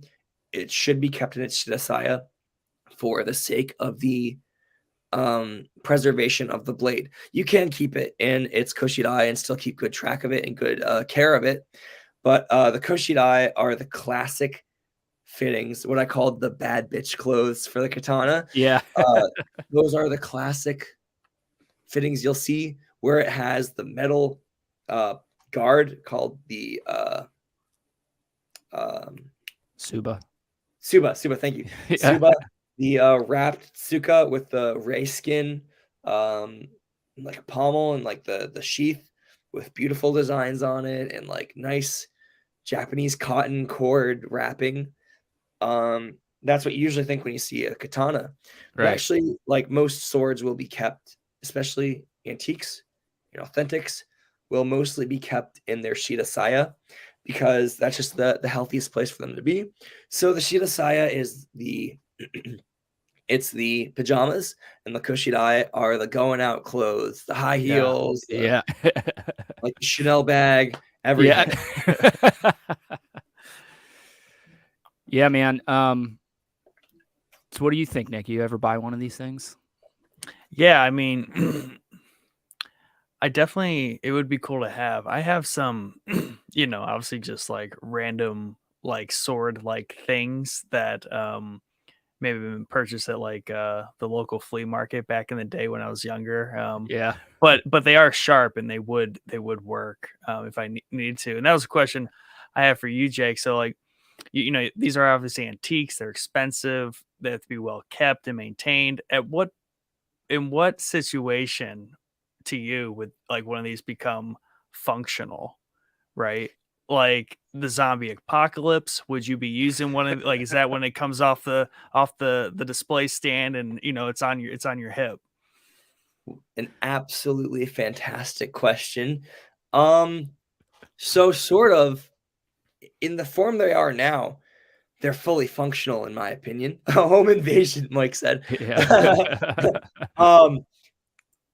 For me, I love looking at them. I love polishing them, like putting the oil on, wiping the oil off, Right. making sure it's well preserved. That said, like if I had to use these swords to cut something, probably I would use it for tamashigiri, which is the cutting of rolled up tatami mats. Yeah. I personally would be worried about using such an antique blade, but I will say these things aren't delicate. They are getting chicks. Yeah. these swords aren't necessarily delicate. They're sharp as a razor. Right. If you had some printer paper, I'd show you. I could just take the sword and just slide it down, paper cut in half. Yeah. They're beautiful. They're gorgeous. They're still fully functional. Still, they have their old polish. So yeah, if I were to take one of these to a rolled up tatami mat, I'd cut the fucker straight in half. Yeah. So don't be fooled though, right? So the idea is like don't be fooled because they're antiques and they're old. They still are highly functional, very very lethal items. They're these weapons can perform just as well as they were intended, to be just as well as they were intended for originally. These are like I like to say in the videos where I look at them, shaving exactly. I am very very careful with these blades just because in the end as much as they're pieces of history, they're lovely, precious items to me, but they are also a dangerous weapon. Right.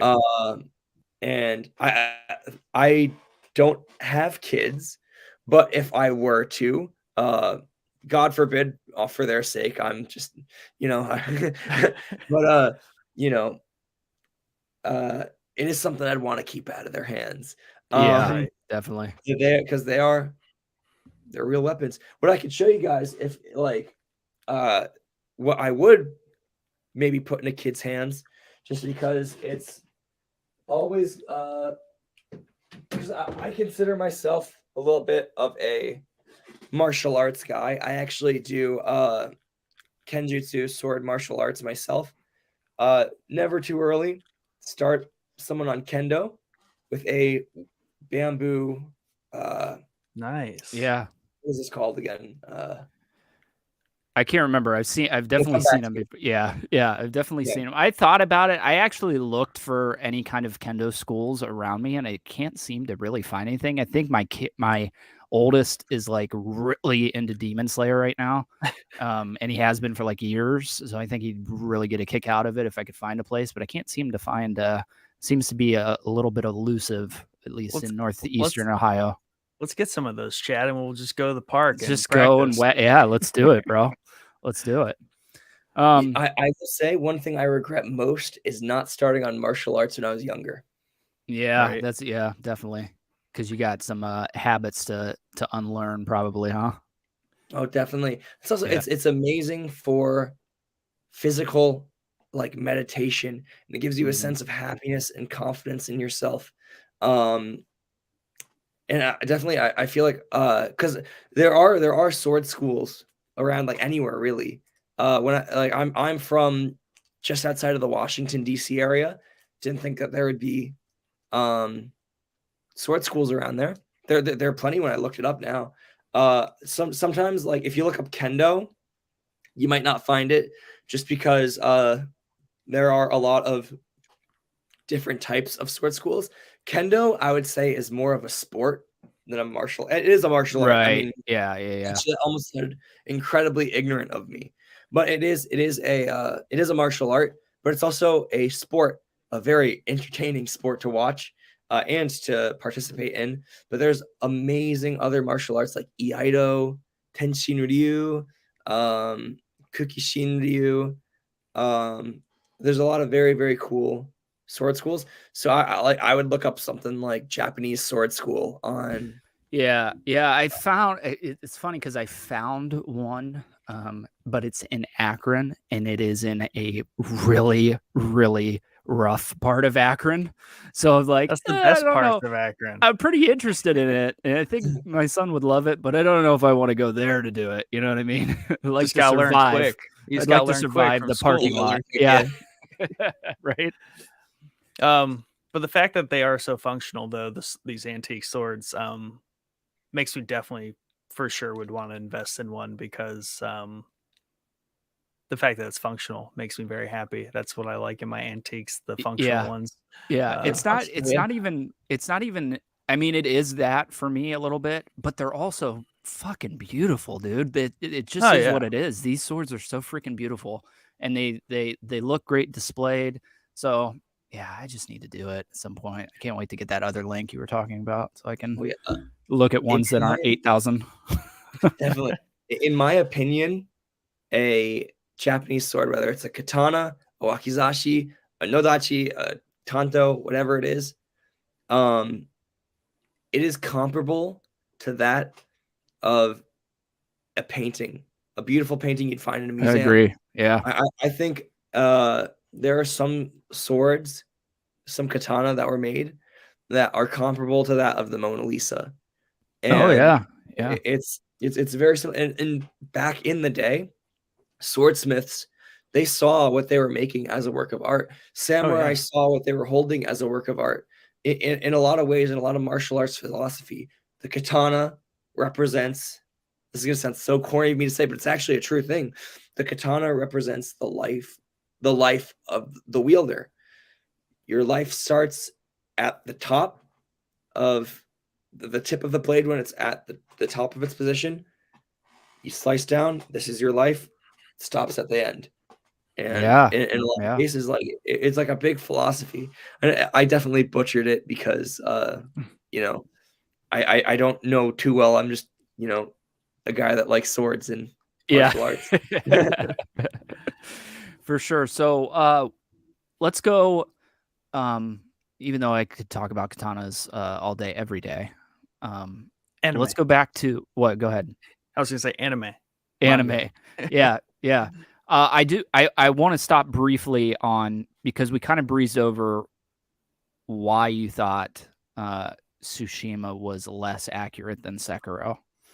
That's right. Okay. So why I said that was because Ghost of Tsushima would be a fantastic like Sengoku era, like at least for like the depiction of like the samurai and whatnot. Yeah, that's my big hang up for it is I get what they were doing. I think they wanted to make something that was very different from any other samurai game.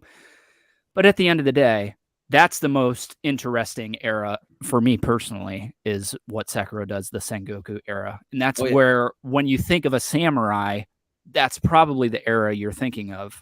So I get why they did the Mongol invasion. They wanted to do something new. They deemed it as historically accurate in the, you know, the press for it leading up to the game. And we know now that it's not so much.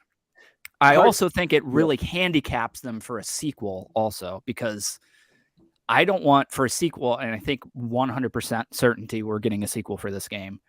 I don't want to stay on Tsushima for the next Mongol invasion. I don't think anybody wants that. We want to go to mainland. There's the island of Iki. I think Iki, or like that was also an island that was ransacked by the Mongols. They did that. Both.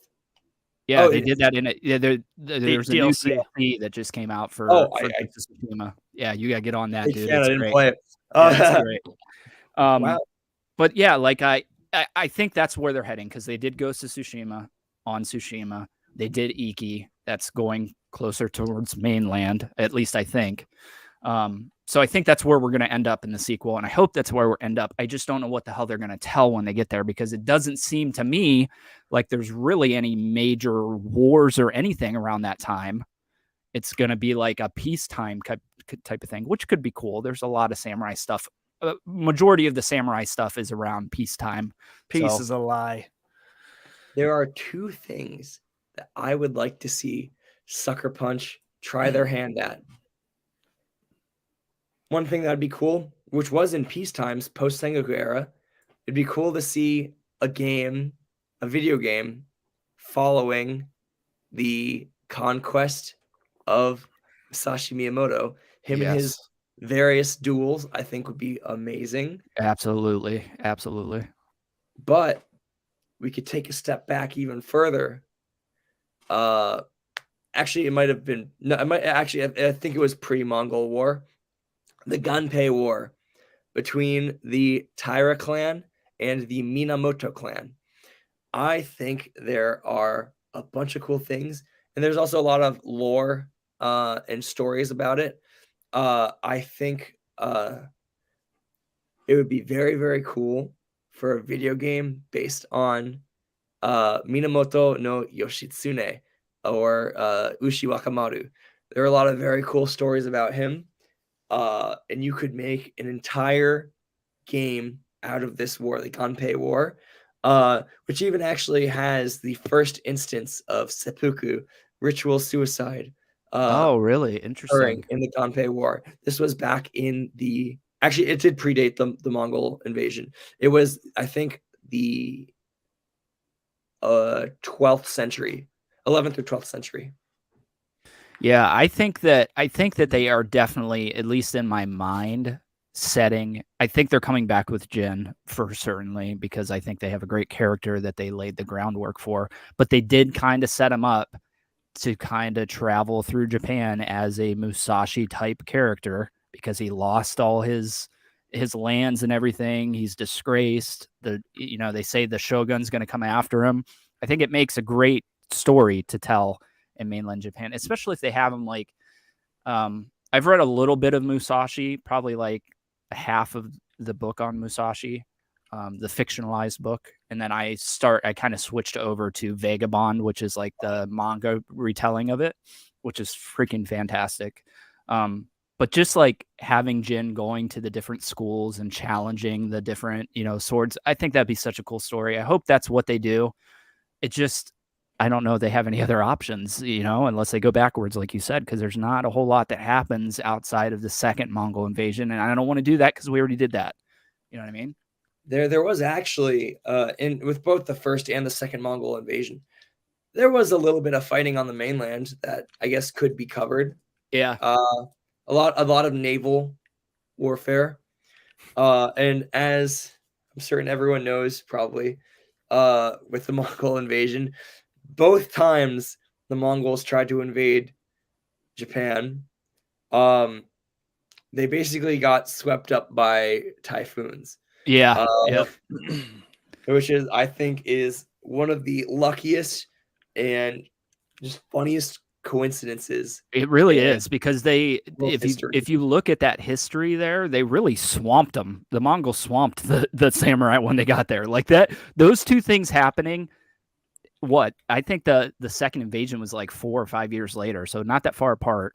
And just for it to happen, like what are the odds? And is that where kamikaze comes from?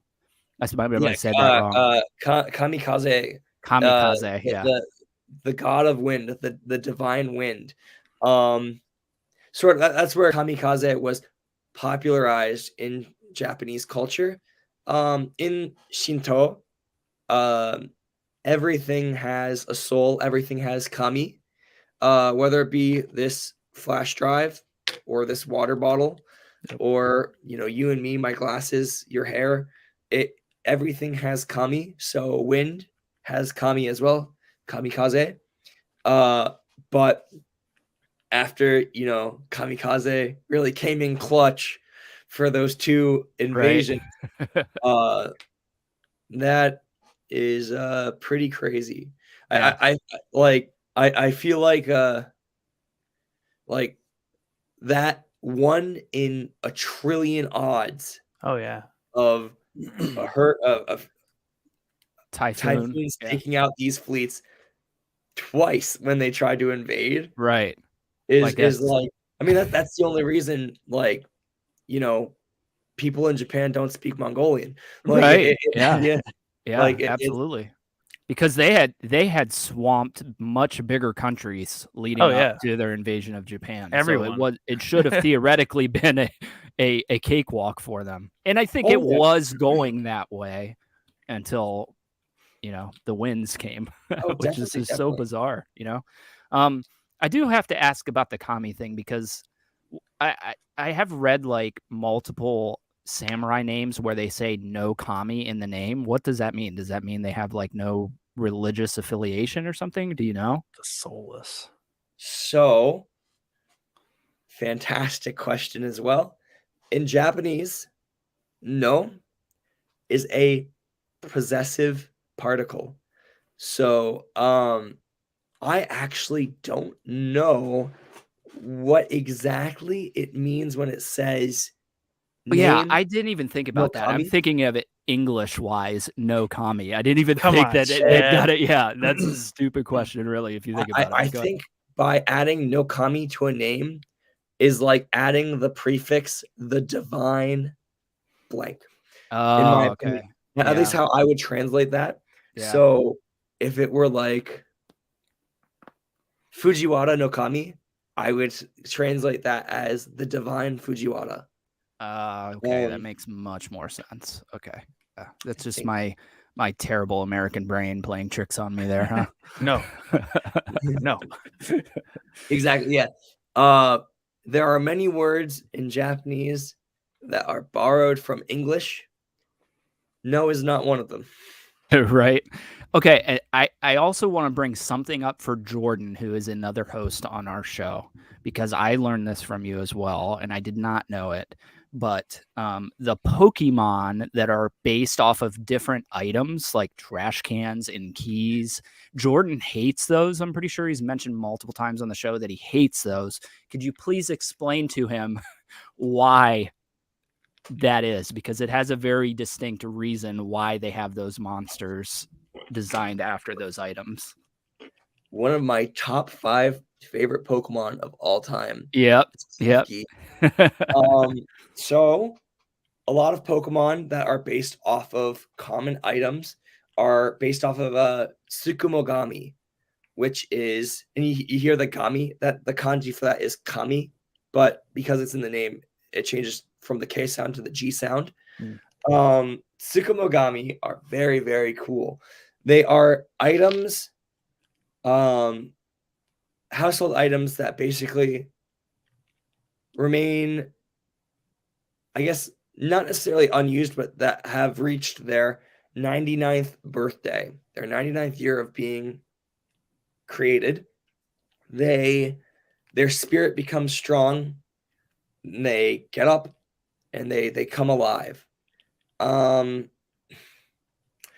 the Pokemon like Klefki, Chandelure, Bayonet, a lot of Pokemon are based off of Tsukumogami.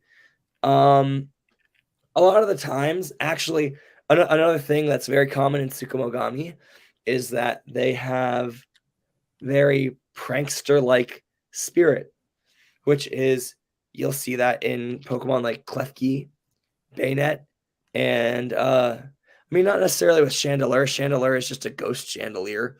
Yeah. But Tsukumogami are ghosts. They are yokai. They are Japanese spirits. Yeah, it's very interesting. I know that for a long time, I also did not necessarily like the Pokemon that were based off of like household items and stuff. Yeah. Right. But with this context, I think it gets a lot cooler for me. And also, I will say, my because I love Pokemon, I would prefer a Pokemon based off of a pair of keys than to 3 amorphous blobs like Ditto, Muck, and Grimer, Right. and bouncy balls like Voltorb and Electrode. Yeah. So definitely. I know a lot of people like to shit on newer gens of Pokemon, and like I know a lot of people praise the old gens, but there's some good in both. Good and bad. Yeah. Well, I think they don't know. I think they don't know that story. They think, like Jordan, I think Jordan thinks they're running out of ideas. So now they're just making Pokemon out of trash cans. You know what I mean? That's what I would assume. Like they were Yeah. just running out of things, different animals, right, to mimic into Pokemon. So now they're just going into like their desk. But that's not that the makes a lot of case. Yeah. I mean, they are, but it has contextual. It has like, a history reasoning, to it. Yeah. which is really cool. Definitely. I feel like lately with Pokemon, there's a lot of ingenuity to coming up with ideas for Pokemon and what they're based off of. And I think basing them off of like things that, like basing them off of animals is awesome, but also basing them off of concepts is also cool. Yeah. Like the legendary Pokemon for Sun and Moon, based off of the sun and the moon, combined with animals, a moon bat and a sun lion. Yeah. I think that's super amazingly cool. And I feel like Pokemon has kind of opened themselves up for very cool concepts and ideas with that, like a pair of keys based off of a Japanese ghost and the cultural aspect of it. That said, there are still Pokemon that I look at and despise with a passion. Right. Yeah. I personally hate all 3 final evolutions of the starters in Sword and Shield. I hate them all. I hate Cinderace. I hate Rillaboom. I hate Inteleon. They could have done cool things with them, but they made them just look like dudes. So Right. I don't like that. Yeah. Yeah. Yeah, definitely. I hope Jordan gets a little enjoyment out of that because he's always shitting on those Pokemon, and I thought it was so cool that they have a history. Jordan, we'll battle it out. We'll play Pokemon. There you go. So, let's move to anime.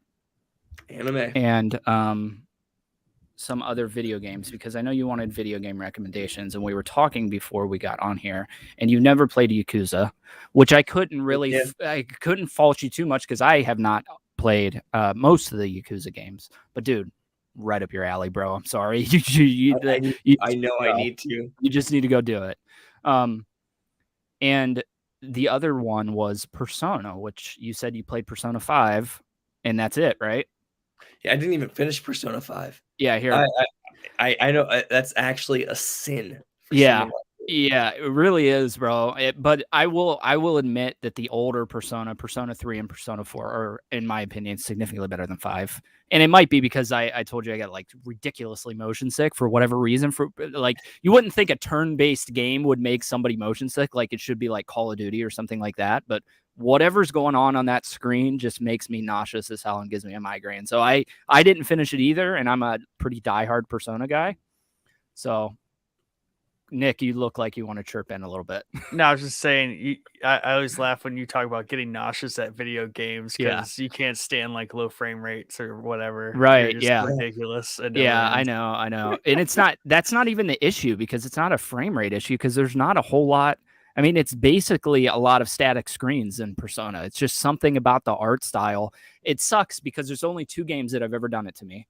One was Persona, which I was like extremely excited for because it was like 10 years since Persona 4. And then Ghost of Tsushima, unfortunately, when it first came out, did it to me, which I was really also very excited for.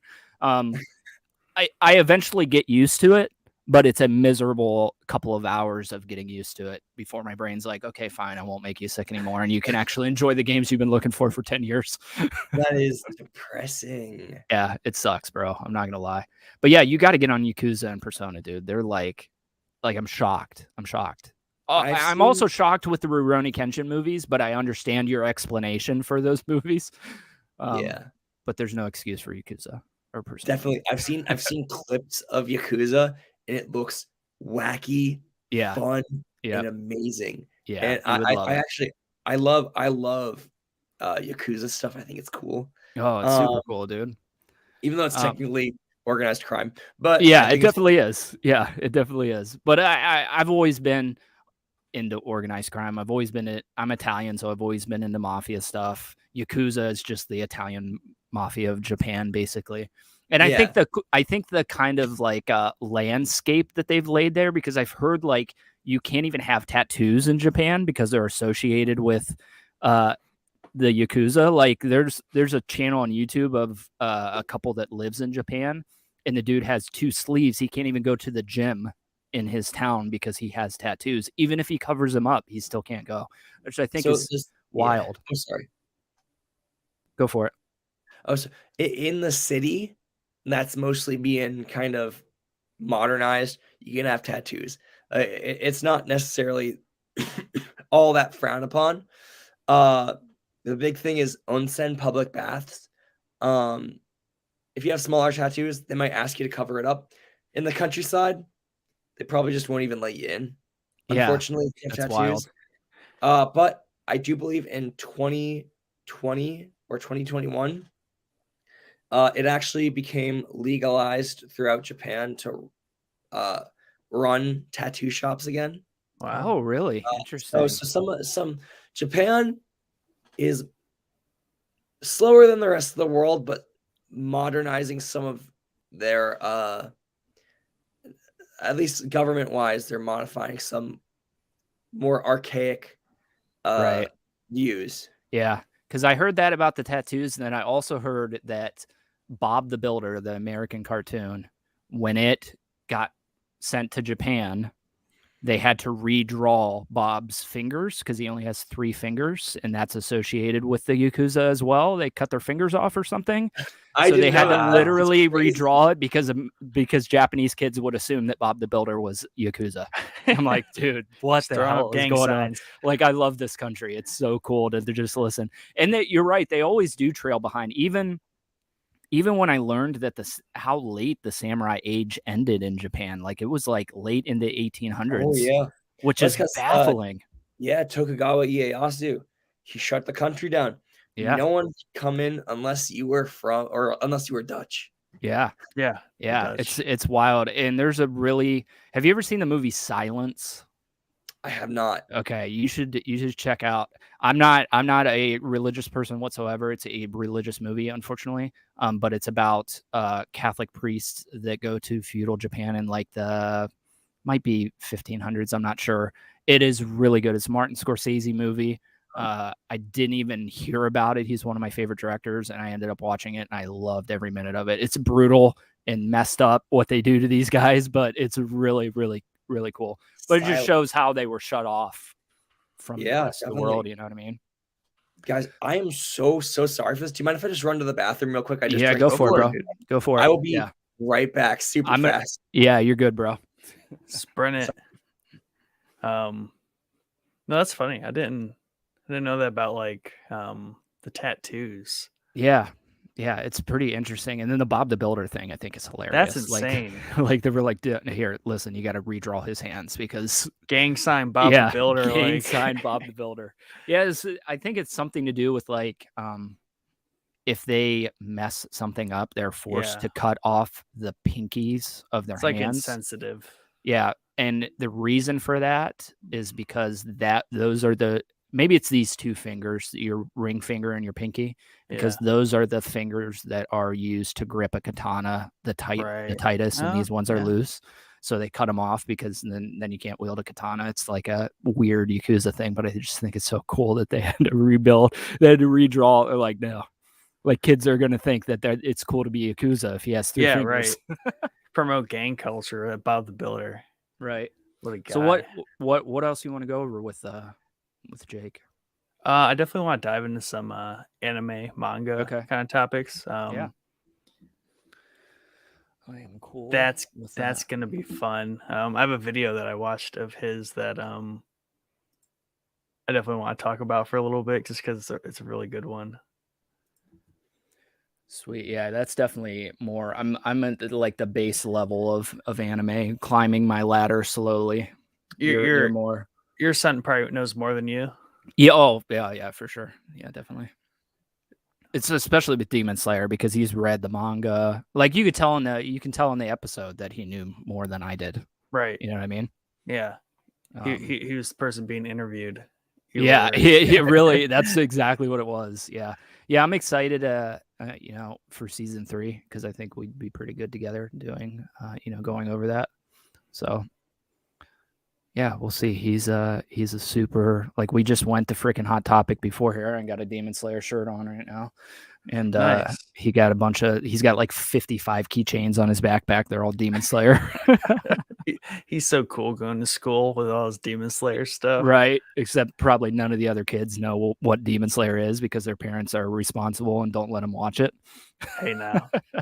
I watched South Park at a very young age. Yeah, there you go. I got worked over by the freaking rating system in Japan. That's what screwed me. Is because I looked it up, and in Japan it's rated for 10 and up, Demon Slayer. But really? here it's like a hard R. The rating system's totally different. So you can't get tattoos until like last year, but you can the watch, rating system's way lighter on the kids. It's really odd. Are we talking about the Demon Slayer movie rating? Well, no, I was so my son that's really into Demon Slayer is 8, okay? And before he told me about it, I had never watched it. I had never even heard of it because it was really new when he asked me about it. So I looked up the rating and it said the rating was 10 and up. And I was like, oh, sweet. And then that like first scene shows his family like slaughtered with like blood all over the walls. And I'm like, okay, I mean, well, we're committed at this point, I guess. and can't get any worse, right? Yeah, I told Nick, I think the rating systems in Japan are totally different. Like that's 10 and up in Japan, which is what I saw. But here it's like a hard R, the rating for it. So it's funny. Yeah. First of all, so sorry about that. I almost sawed my toilet in half. I had to pee so bad. Yeah, you're good, bro. So it's funny you say that. If you look this up, the highest grossing R-rated animated film of all time is the Demon Slayer film. Right above Sausage Party. So because of how ratings work in the United States, just in the West in general, it was rated R because of the violence and, like, I guess, gore, technically. Yeah. So if you look it up, highest grossing R-rated film of all time. Is Demon Right above Slayer? Sausage Party, Demon Slayer. Oh wow, that's great, dude. I didn't know that. I didn't even think about it. I think it's easier. Like I did an episode with him all on Demon Slayer. It's on the Patreon, and I asked him. I was like, "Did you like feel weird about the gore or anything?" He's like, "No." It's like it's still. I think it's easier to handle as a kid when it's animated versus when it's like an actual movie gore. You know what I mean? Yeah. I don't know. That might just be my terrible parenting choice, but it is what it is at this point. No. Oh, sorry. Keep going. No, I was going to say, as a modern society, I think we forget how commonplace like that, like violence in general is as a species, because not all, but I mean, still to the present day, like things are violent in the We world. are violent. And, yeah.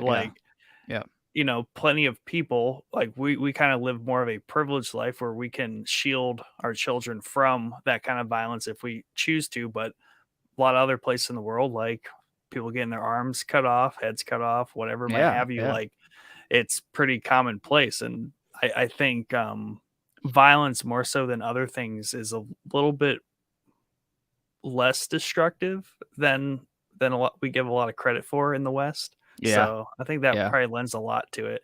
And in Japan, blood and gore might be, that's why it's not that big of a deal. That's why it's 10 and up there. Right here, it's 18 and up or whatever. Yeah, I always say it's because American kids are psychopaths, and the rest of the country is, they're not going into schools and shooting schools up. You know what I mean? Yeah. So, okay, Jake, Nick wants to get into anime stuff, and I'm gonna let him take the reins here because I think he's got a plan. No, I did want to. And I'm gonna go take that pee break now while you guys. Oh, okay, perfect. We're trading off. I'm just hanging out here. No, so he told me to watch the Katana video, and then right after that, I went to the Jewish guy's thoughts on Attack on Titan, because I just thought one that I was like, I'm just gonna dive right into here. I'm not gonna prep it at all, but I thought that video was pretty good. I always like, because I got off on that tangent myself when those articles were coming out and stuff, and I just hate that style of writing on the internet. It's just so annoying. It's really most of the time they're just trying to keep you there long enough to see enough ads on their page, to like get their ad revenue and get their clicks in. Yeah, definitely. That article in specific. So it's funny that is a video, isn't it? That video. Yeah. So funny you say that. Between you and me, Nick, I personally think that might be one of the dumbest videos on my channel that I've ever made. Specifically for the reason that I personally think, I think I did a decent job of breaking down the article and explaining why it's stupid. I still think the article is dumb. I did not do my best at dispelling real criticism outside of what was said in that article. I think looking back, and maybe one or two out of the 10,000 comments on that video, maybe one or two of them pointed this out. But, and I agree, I personally, for that video, I think there are a few things I deflected on, where I deflected by saying it's a work of fiction, which that's not necessarily a bad deflection because it's true. It's a work of fiction. I guess the one thing about Attack on Titan, and here's the thing, my main point, what I want to drive home with people as a Jewish person reacting to something that people are calling anti-Semitic. I personally do not have a problem with Attack on Titan. And I don't think it's necessarily like, if you like something, like it. Right. If you don't like it, who cares? You don't have to like it. That's good for you. Like, don't watch something if you're not okay with part of it. The thing about Attack on Titan that I will say ends up being a little sketchy territory is people talk about, so racism in the real world is based on blind hate. There is no reason or rationale to racism. Right. It's just blind, stupid hatred. And in Attack on Titan, because the race that is inspired by Judaism and the treatment of Jewish people during the Holocaust, because these people can turn into giant monsters, it does give the other side, the opposing side, reason to hate and fear them. So I say this, it like in it, like, I know this is what I said was a deflection earlier. I know for a fact, not that I know for a fact, I don't believe Hajime Isayama, the mangaka's intention was to be like, Jews are monsters. I don't think that. I don't think anyone with a working brain will think that.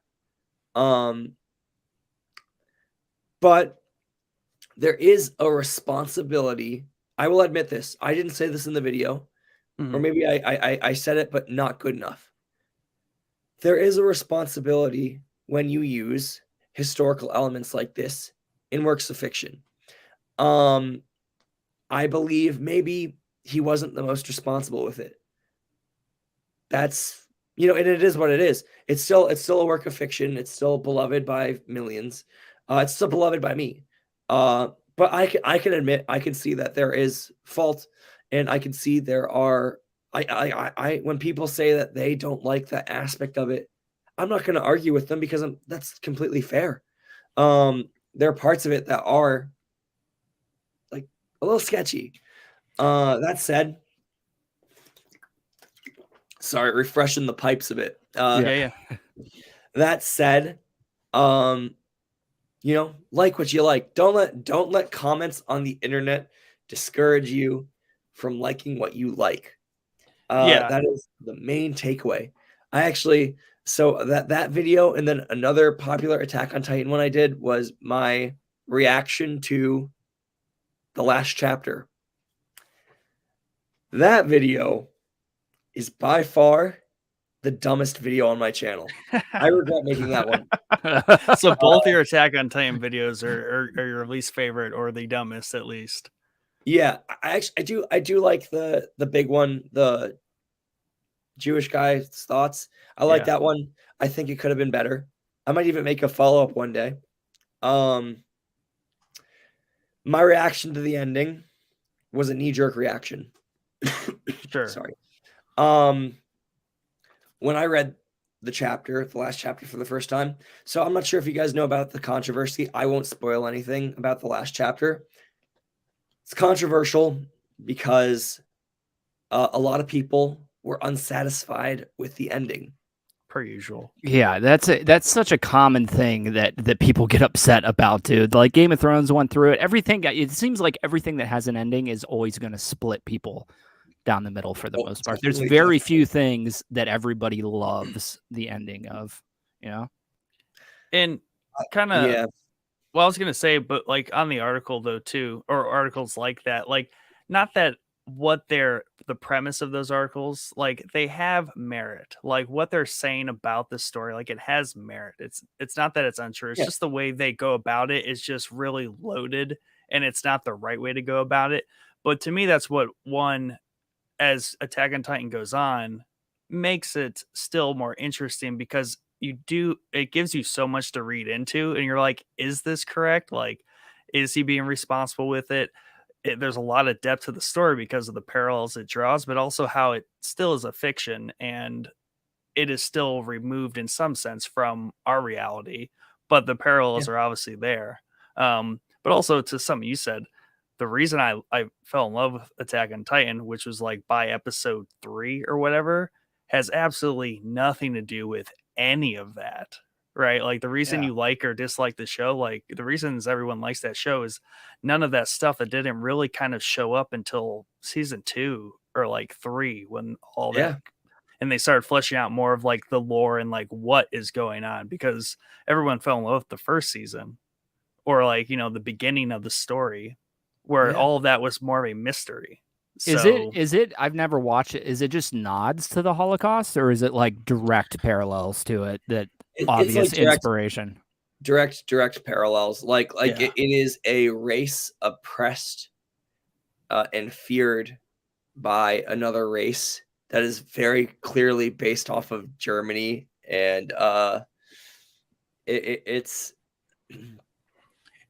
scales it out to like the whole entire world is set up like this, and that the entire fiction in this world is actually like true. So a lot of the merits that the Nazis tried to lead on, like their propaganda about Jews, is technically in this story actually true, like that they are monsters and things like that. So that's where people, I mean, it does get a little weird right there when you start kind of, I guess when you're watching the show and you feel a need to like pick a side or have favorite characters, you're like, wait, am I actually supporting like that idea? Like, oh my God, like, should I be? That's where I think people get tripped up, and it gets dicey for people, and I can understand their reactions. It has merit. It's weird, but to me, Hajime Isayama, from my point of view, what it looks like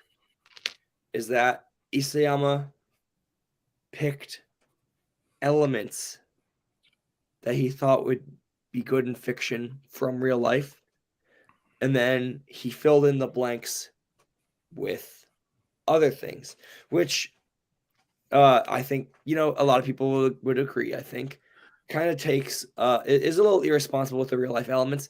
I don't necessarily care. But it's, I guess, the story of Attack on Titan. One of the things that's most prominent is that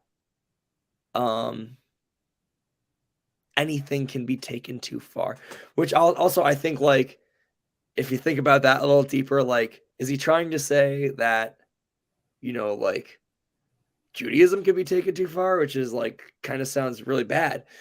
I don't think that that's what he means, but it's about cycles of hatred. Attack on Titan, and he used an element from history, and actually, like, even though like it's clearly based off of the Holocaust, you could really put in any race that's oppressed another race, like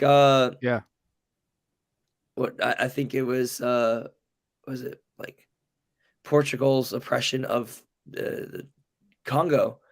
I think you could put anything in there. Also, Matcha Samuel said such an interesting topic. Hi, Matcha. She's one of my friends from YouTube. Nice. Thanks for joining. Thank you. Yeah, thank you so much for joining. You can really put anything in there, and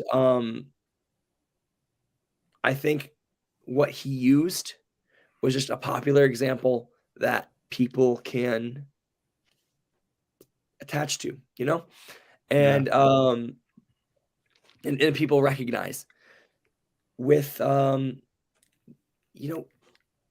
people will find problem with anything, especially popular series.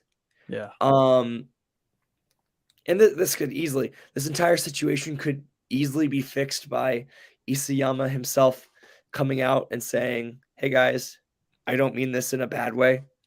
Right. It's like, does he have secret intent here? Like, should we cancel him? That's like what kind of people trying to get at. That would be a fucking PR nightmare, though. Yeah. So it's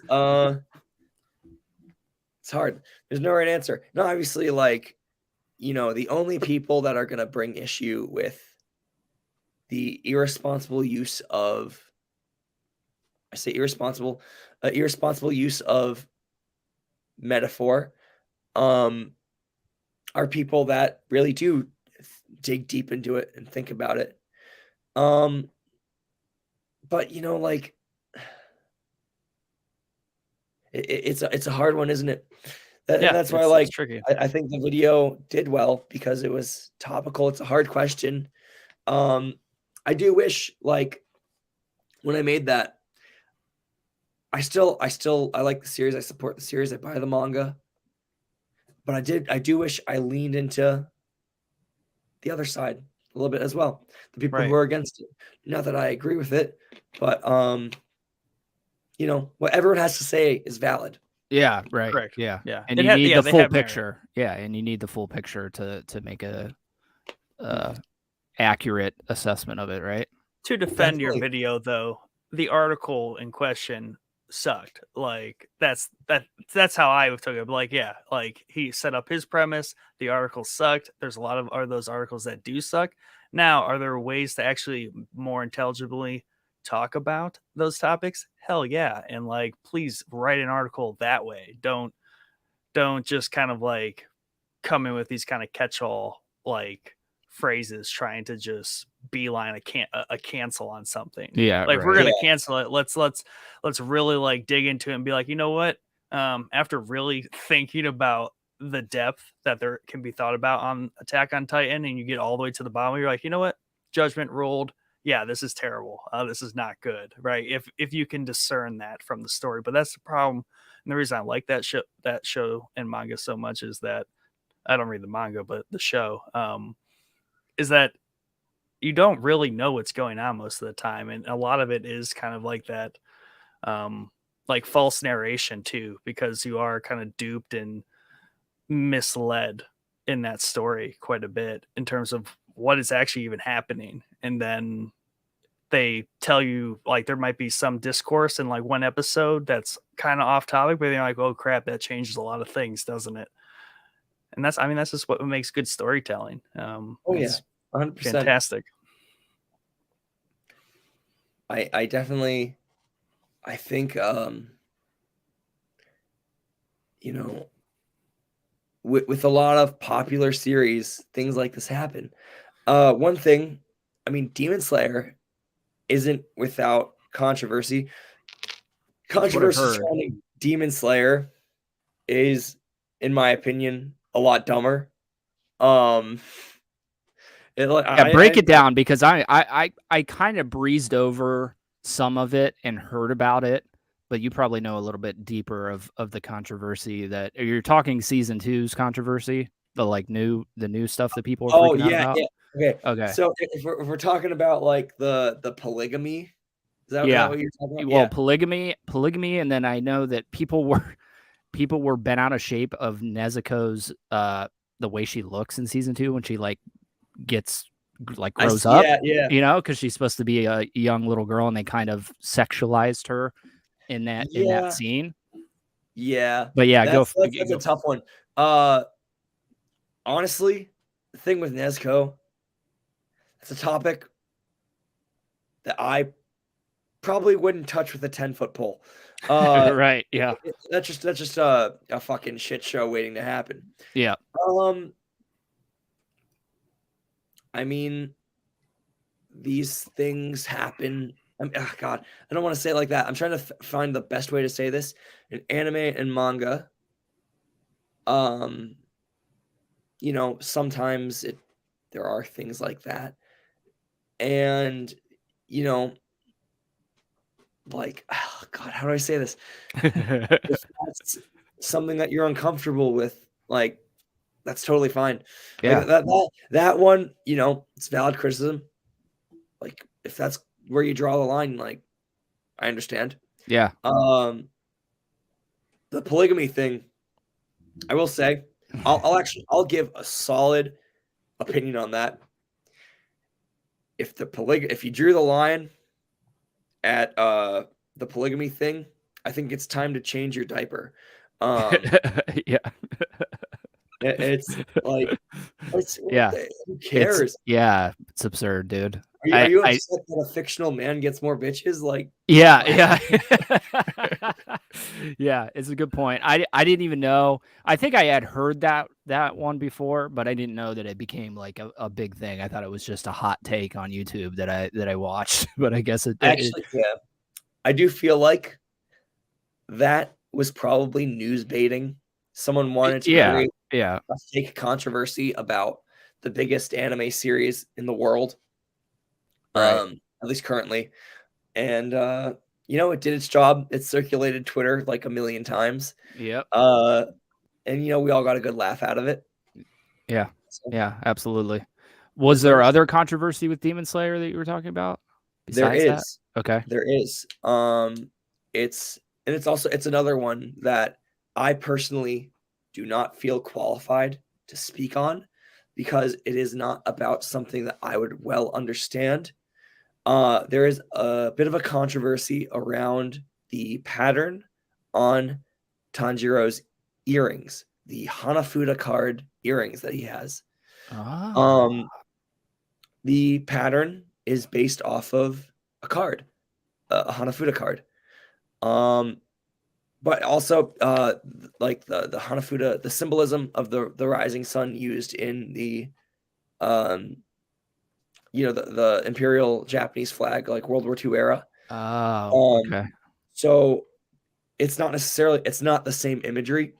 Right. It isn't on the earrings and the flag. Yeah. God, I see. That's the thing. I don't want to give a stance on it because it's not my place. Right. I personally, I feel like the imagery used in the Hanafuda card, I don't know, this is a completely uneducated point of view because I don't know yet. No one's really told me better. And maybe like I would love to hear a lot of other people's opinion on this. From my point of view, it doesn't really look similar. I mean, the Hanafuda card, it's not really like it's a card. Like it existed before the flag, right? And but isn't Japan like the land of the rising sun? Isn't that what they call exactly the country? So like you said, I don't feel qualified to comment on it. But I don't think it looks like it even remotely, bro. I'm sorry. I just don't see the comparison. I feel that way as well. And, in the, I believe, I want to say maybe the Taiwanese release of Demon Slayer, his earrings, the Hanafuda cards on his ears were actually altered to get rid of the rays from the sun. Okay. So that it looked less like the flag. Yeah. And so that's where the controversy comes from is, what do you think about the earrings? It's a tough one. It's a very, very tough one. Very subjective. Definitely. It's very easy for me to say it's earrings. Yeah. But, right. Like that's just, and to me, I do think that, like, I want to be honest from my point of view. I don't really see that close of a resemblance, but I'm not really someone that would understand. Right. Yeah. So like, and that's why I'd love to hear from someone that, does see it. And especially like, it's a tough topic. It is. It's a very tough topic. Oh, Matsu just commented. Yeah. She said that Japanese flag was acceptable in that area, Taisho era. Yeah. Taisho, yeah. But we don't use the flag anymore. But I understand that if it's still in the Hanafuda cards. Yeah. Yeah. Thank you so much. That's the other thing. Yeah, that's the other thing is that this does take place not well before that imperial flag became a thing, right? 20 some odd years, maybe. Taisho was like 1903 to like 1926 or something. Yeah. Please forgive me if I'm wrong. thank you so much for providing that, Matcha. Yeah. Yeah, I definitely, it's something that I really, really want to look into. Yeah, flags are such an interesting topic in and of themselves, right? Because I mean, Vexillology. I've been rewatching Atlanta season 2 before I rewatch season 3, and I think it's the it's the episode where Childish Gambino is basically not in whiteface, but like he's playing like a character with the skin disease that makes him look white. But in that, dang, I forget his name, but he's going to the house, but he stops at a convenience store and there's a Confederate flag hat on the shelf, and he buys it. He buys a red Sharpie and Sharpies out the words, and it just says "you mad." So he's wearing a Confederate flag as an African American, and it just says "you mad" on it. So it's the same thing. Like, obviously there's tons of people that take offense to that flag for different reasons, but Yeah. while he could take offense to it, he doesn't quite take offense to it. He like turns it into something different, Right. and kind of makes a statement with it. So there's something to be said that, oh, we an entire group of people should be offended by something, when really everyone is allowed to have their own take on how they feel about it, is really kind of the point. Yeah. Right. So the same thing with like the Land of the Rising Sun. That's a pretty notable time period. That's obviously in our country, right? Having been at war with them, that's a very prominent thing. That's how a lot of people recognize it. So while we might not see it as an issue, vice versa, there are definitely people that would. Yeah, I agree. I just don't see a comparison to the, it's not that comparable, in my opinion. The only thing that it has is a ray with sun, a sun with rays. You know what I mean? They don't look anything like the rays in the imperial flag. You got to be careful because there are like fake versions of his earrings out there that look identical to that flag, but the actual earrings, I just, my personal opinion, I don't see the comparison. Thank you again, Matcha, for the insight on that. You were close. Yeah, you said 20. Yeah, you were real close. I think Taisho era is fascinating. It's definitely it's a really cool era to set it in. Because, and I talked about this with Brady on the episode, they can have that samurai look while still putting in like trains and lights and populated cities, and it's a cool era to set something like this in. I thought it was really cool. Like with Demon Slayer, the being set in the Taisho era is the perfect, like, it's the perfect setting for it because of the style of Demon Slayer. Even like the art style kind of reminds me of traditional Japanese painting mixed with anime. Yeah. Traditional old meets new, modern. In the Taisho era is where traditional met modern. Right. You had trains in the city, lights, electricity some places, and you had places in the mountains where it wasn't quite as modernized. Yeah. And it matches the vibe perfectly.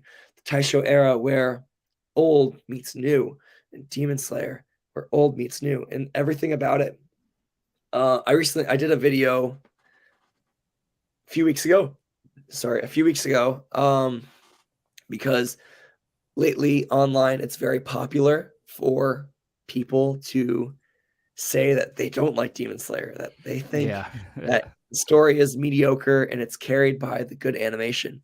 I think that is the dumbest thing I've ever heard, because like that's just a contrarian thing. You just want to sound different. Yeah, absolutely, because it's popular.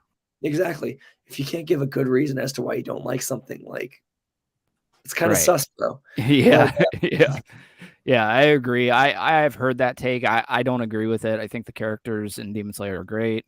The animation, don't get me wrong, the animation is freaking fantastic and does carry a lot of the show, but that's not to say the characters are bad.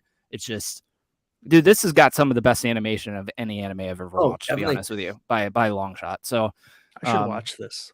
Dude, it's really good, bro. Yeah, you need to get on it. I'll watch this and you watch Attack on Titan. Yeah, but here's the issue with that. I have a problem with anime that have like 900 episodes to get through. That's why I can't get through One Piece. I can't get through Naruto because it's got like it's There's just only a 84 huge so far. Oh, okay. I didn't. You didn't let me get my question out. I was going to ask how many episodes it was. Yeah. Yeah, I might need to because there's a couple games that there's a couple Attack on Titan games that kind of piqued my interest a little bit while I was trying to find something new to play earlier today. It's a super, super cool series. Yeah. So obviously from my channel, my personal favorite series. Yes. It actually does not have an anime yet. The anime is coming this fall, I believe, is Chainsaw Man. It's a manga series. To me, it is like, especially if you're a fan of action and like I guess violence, and cool concepts and stories, Chainsaw Man is fantastic. It's like a Tarantino film. Oh man, art is crazy. dude, you're talking to Nick and I right there because we love Tarantino films. So This art looks like it is for a Tarantino movie. Yeah. Chainsaw Man is the definition of subversion of expectation as a manga. It is. How long is the manga? So is it still running? It is. Part 1 is finished. Okay. Right now, the mangaka is currently working on part 2. Part 2 will come this summer. It'll start this summer. It is only, I believe, 91 chapters long, I think. Oh, wow. Something like that. Yeah. It's very, very short for a manga. Right. That's kind of Demon Slayer's kind of short too, right? Demon Slayer might be shorter than that. No, Demon Slayer is like 214 chapters, I believe. Oh, is it? I don't know what constitutes a chapter in manga. So is it like multiple chapters per book? For manga, especially Shonen Jump manga, they're usually 20-page long chapters. I think both with Demon Slayer and Chainsaw Man and Attack on Titan, or Attack on Titan is actually a little longer because it's a little different. But basically, it's like episodic releases weekly. So back when I was reading Chainsaw Man on the Shonen Jump app, every week a 20-page long chapter would come out. Oh, okay. Gotcha. So in total, I believe Demon Slayer has like 214. Which okay. actually I was looking at just volumes. That's what I was looking at. It was only 23 volumes, which I thought was like seemed short to me in my mind, at least. So yeah, well, Demon Slayer has, I believe, 21 or 22 volumes. Attack on Titan has 11. Not Attack on Titan. Chainsaw Man. Chainsaw Man has 11. Oh wow. Okay. That's just it is short. There's going to be more coming, but the mangaka Katsuki Fujimoto is he's very well known for making short but very, very good stories, very intricate and crazy. Not only does he have Chainsaw Man, which is my personal favorite, he has another one called Fire Punch. Fire Punch is, I believe, 9 volumes long. It is a lot. Chainsaw Man is dark. Fire Punch is a lot darker. Wow. It's a lot more metaphorical as well. Metaphorical and philosophical. And it speaks to the ugliness of human nature. And like, does that have an anime? It doesn't. Doesn't. It doesn't. Chainsaw Probably Man's will. Anime. Actually, I have a volume of Fire Punch right here with me. I have a few. I haven't taken it out yet. Oh, but nice. The art is amazing. Yeah. It's beautiful. Is that in Japanese? It's in Japanese. I collect manga in Japanese. Can you read them? Some of them, yes. Others, no. No. Some of them are really hard. Yeah. Because of the characters that they use, the kanji characters. Yeah, there's but like 50,000 different kanjis or something ridiculous that you have to learn. Yeah. Yeah, definitely. You only need about 2,000 to be fluent. But how manga are, I guess, age, like what the demographic is based off of how hard it is to read. Manga like Demon Slayer, Attack on Titan are shonen manga. So every kanji character has a pronunciation guide next to it called furigana, which nice. shows you how to pronounce it. But there's also seinen, which is aimed towards more knowledgeable, kanji knowledgeable audiences. So like a little older audiences. Yeah. A great example of a seinen manga is Berserk. Oh, okay. Yeah. They use a lot more difficult kanji. So it's harder for me to read, and there's not as many pronunciation guides. Oh, wow. Okay. Yeah, I think I might have heard that in one of your videos. I think you broke that down, the difference between the two. Yeah. 'Cause people thought it was the violence or something or maturity, and it's not. Yeah. Well, Yeah, it's crazy because people think that Attack on Titan should be a seinen manga because it's dark, gritty, edgy, violent, gory, all that stuff. Kids love gore. Kids love it. Right. And then there's one of my favorite series, Yudu Camp, a relaxing, happy, fun story about like high school girls that go camping. Right. But the kanji is really hard to read. So it's audiences. It's hilarious. Yeah. That's so funny, the misconception there. Yeah, I really, really wish I could learn Japanese. I just need to get to a point where I can just hear it and understand it. I don't need to read it. I don't need to know the kanjis. I don't need to speak it. I just need to be able to hear it so I can watch movies without subtitles. And in my mind, at least, that seems like the first thing you learn when you're learning a new language. Maybe not. I've never learned a new language, so I feel like that's the easier thing to learn, but maybe not. Yeah.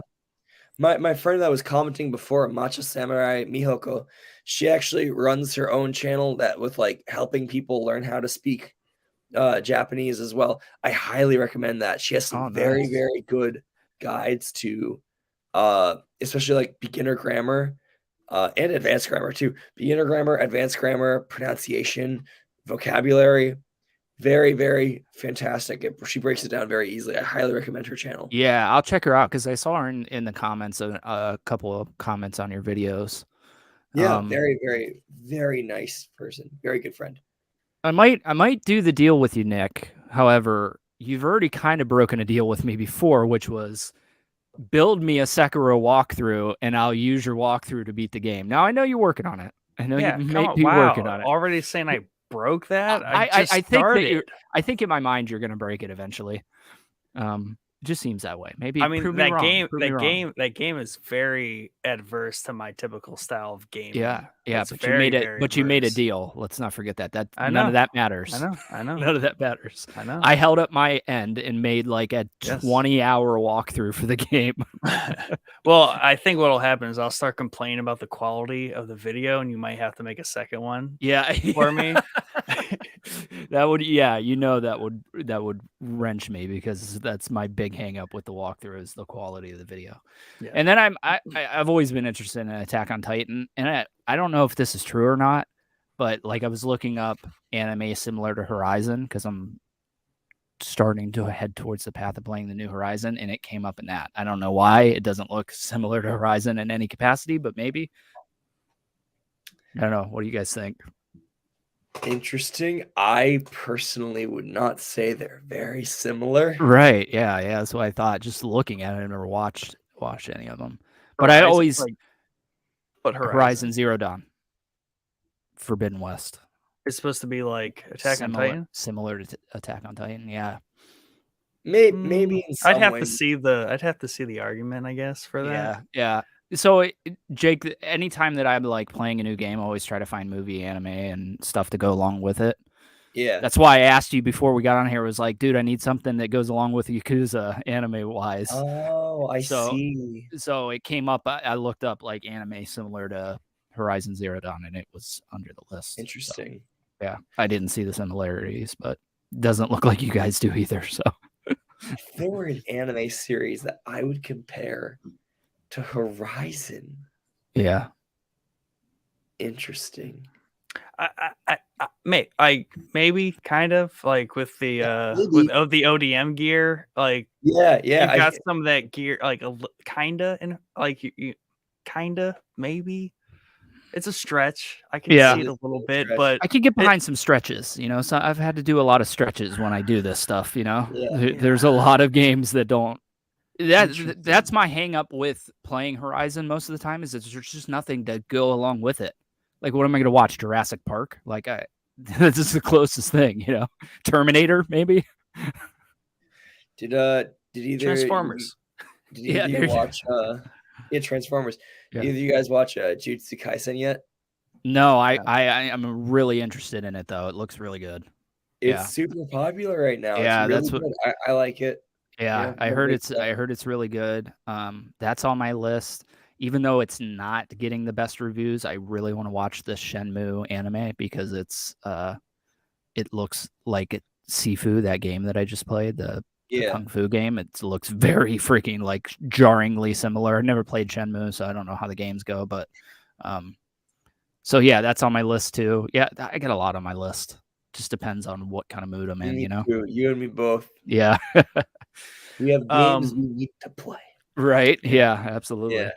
I did want to read our right now. What'd you say? Elden Ring for me is chiefest, I think. Yeah.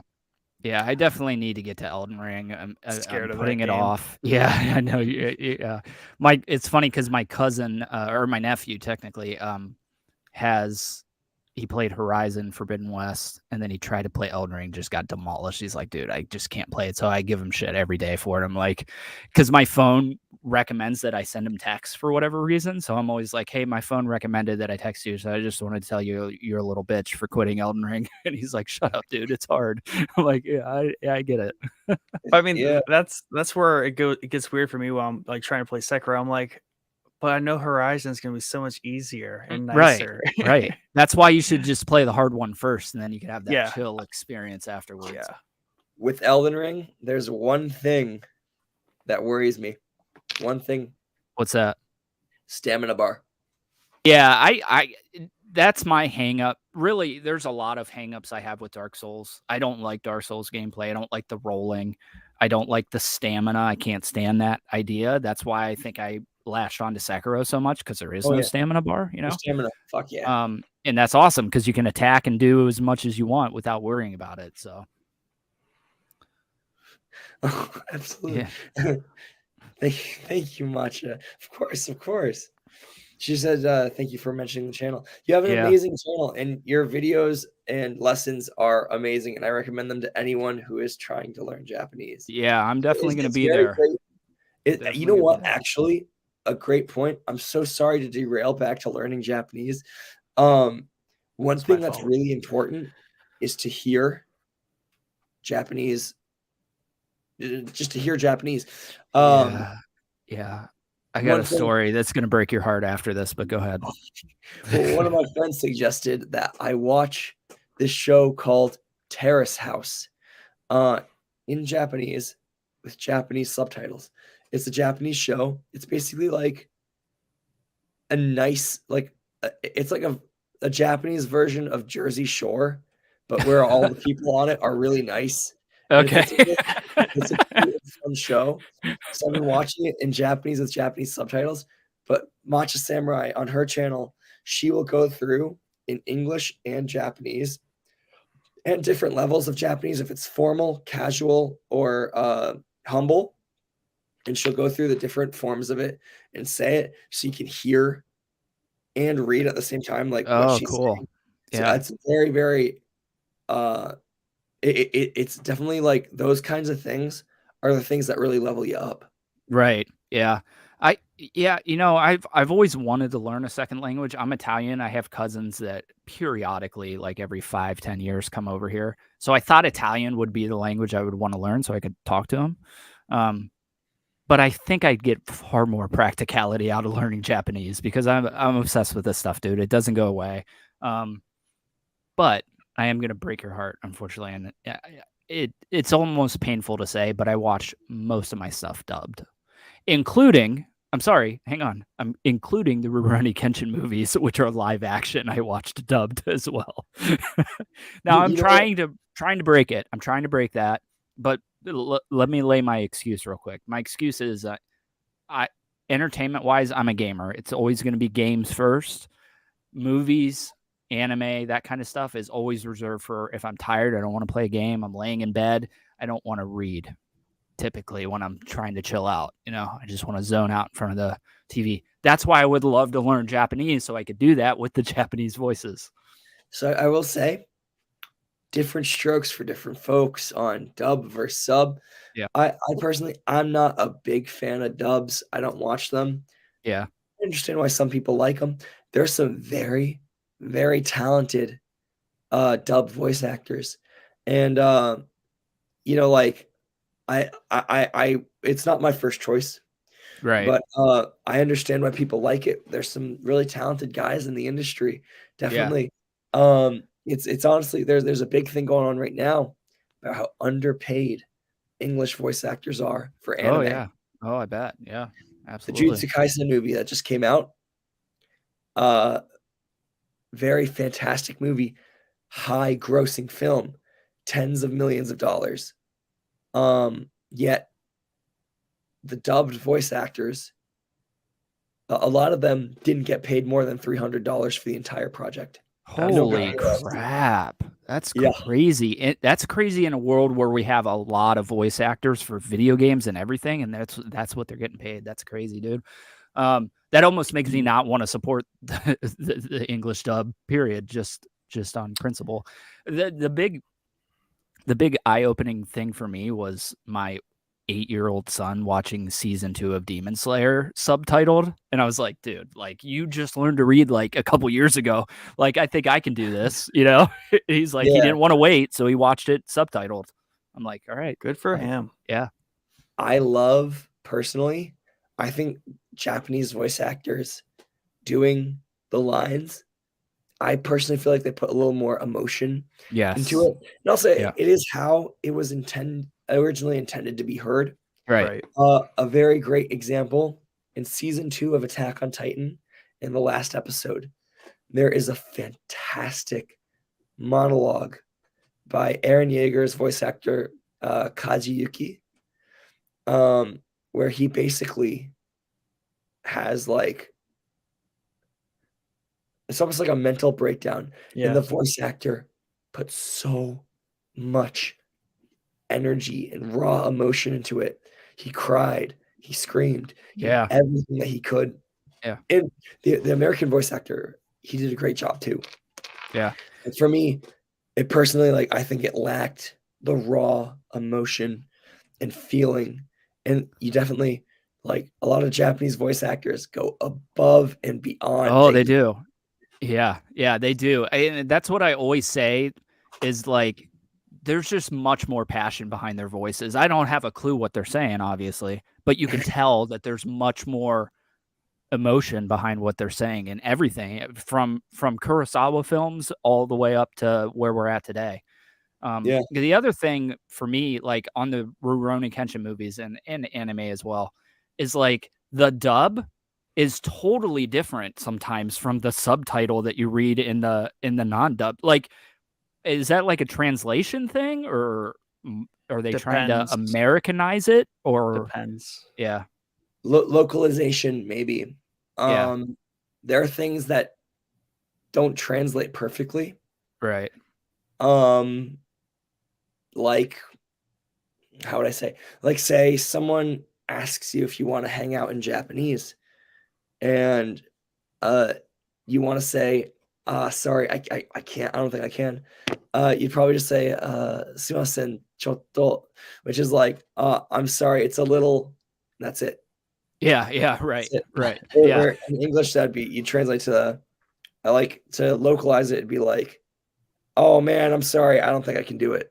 Right. Okay. Yeah. I assumed it was a localization thing. It's just, it's weird that to me that the subtitle of the same movie in the same scene, the dub just doesn't read the subtitles from the movie. You know what I mean? Like it's just weird. Like there's some things that are radically different, not even close to what they say in the dub. So I think it was somewhere in our Discords. Some people were talking about, I forget what it was, but they're kind of like boycotting the sub version of it. Maybe it was on Twitter. I was seeing it, but I forget what the show was, but it was the Netflix Squid Game. Oh, there was some bit about, I don't know if they were like Americanizing it, or there was some serious context like adjustment in the dub or in the I think it was sub. the subtitle. Yeah, I think it was the English sub that was the issue. Yeah, I did hear that when it came out. Yeah, definitely. Yeah, Jake, I'm going to send you a link to our Discord. You should come and hang out in the Discord. Absolutely, I'd love to. I'd love to. I'm still, funny enough, I'm super technologically illiterate, but Discord is something I just started learning recently. Nice. You would be best friends with Mike. He is he's technologically illiterate, but he is a master of Discord. Yep. you and me, Mike. We still got to talk about music. Right. Absolutely. Yeah, dude, I think we covered what do you think, Nick? We cover our bases pretty good here? I think so. I mean, we have a few housekeeping items, and obviously, I don't want Jake to completely lose his voice. I don't want to strain it too. Yeah, I was there the other week, but I like had to bail because I was like about to die in a coughing fit. But you're faring better than I was. Yeah. Thank you, brother. I did want to read our Answer the Boys post. So like in our Discord every week, we post like just generally like what's going on for the week on the episode, but then just like throw out some topical questions. And I just generally ask like, what's some people's favorite thing about like Japanese culture, history, stuff like that. And Underfunded Scientist, who was commenting earlier, he had to say he loved how they discovered to layer things to make them much stronger, such as like their armor, so like the layering of their armor, and how it like kind of perfected it was. He doesn't know a lot about it, but he it's amazing. He loves it. And I was like, yeah, that's a really good one, just because like they walk around like stacked, right? And how accurate that is, right? How stacked like they can be shown in different media. It's still such a great effect and has a lot of practical use. Makes them heavy and slow though, but it's a fantastic thing. Yeah, layering. I would imagine the layering of the swords too is probably what he's hinting at. Like too. the folding of them. Yeah, definitely. Yeah, that's another. I love that. Yeah, it doesn't seem like it's a common thing throughout history. People doing that with their swords. I think that's like a Japanese exclusive thing. I could be wrong. So the reason that actually is true, at least during ancient history, the folding of the steel was so in Japan they didn't have the technology to melt steel. They could only heat it up. Right. But by folding it and hammering it repeatedly, that's the best way you could turn not so good steel into perfect high quality steel. Wow. Interesting. Yeah. Makes sense.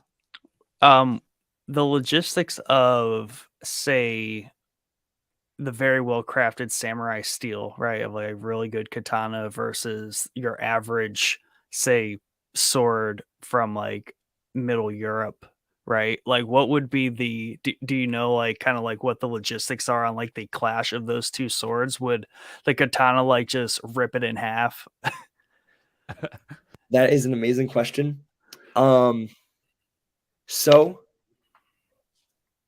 I feel like a comparison I would make is a katana from the 17th century, the steel used in that compared to modern, like high quality 1095 high carbon steel.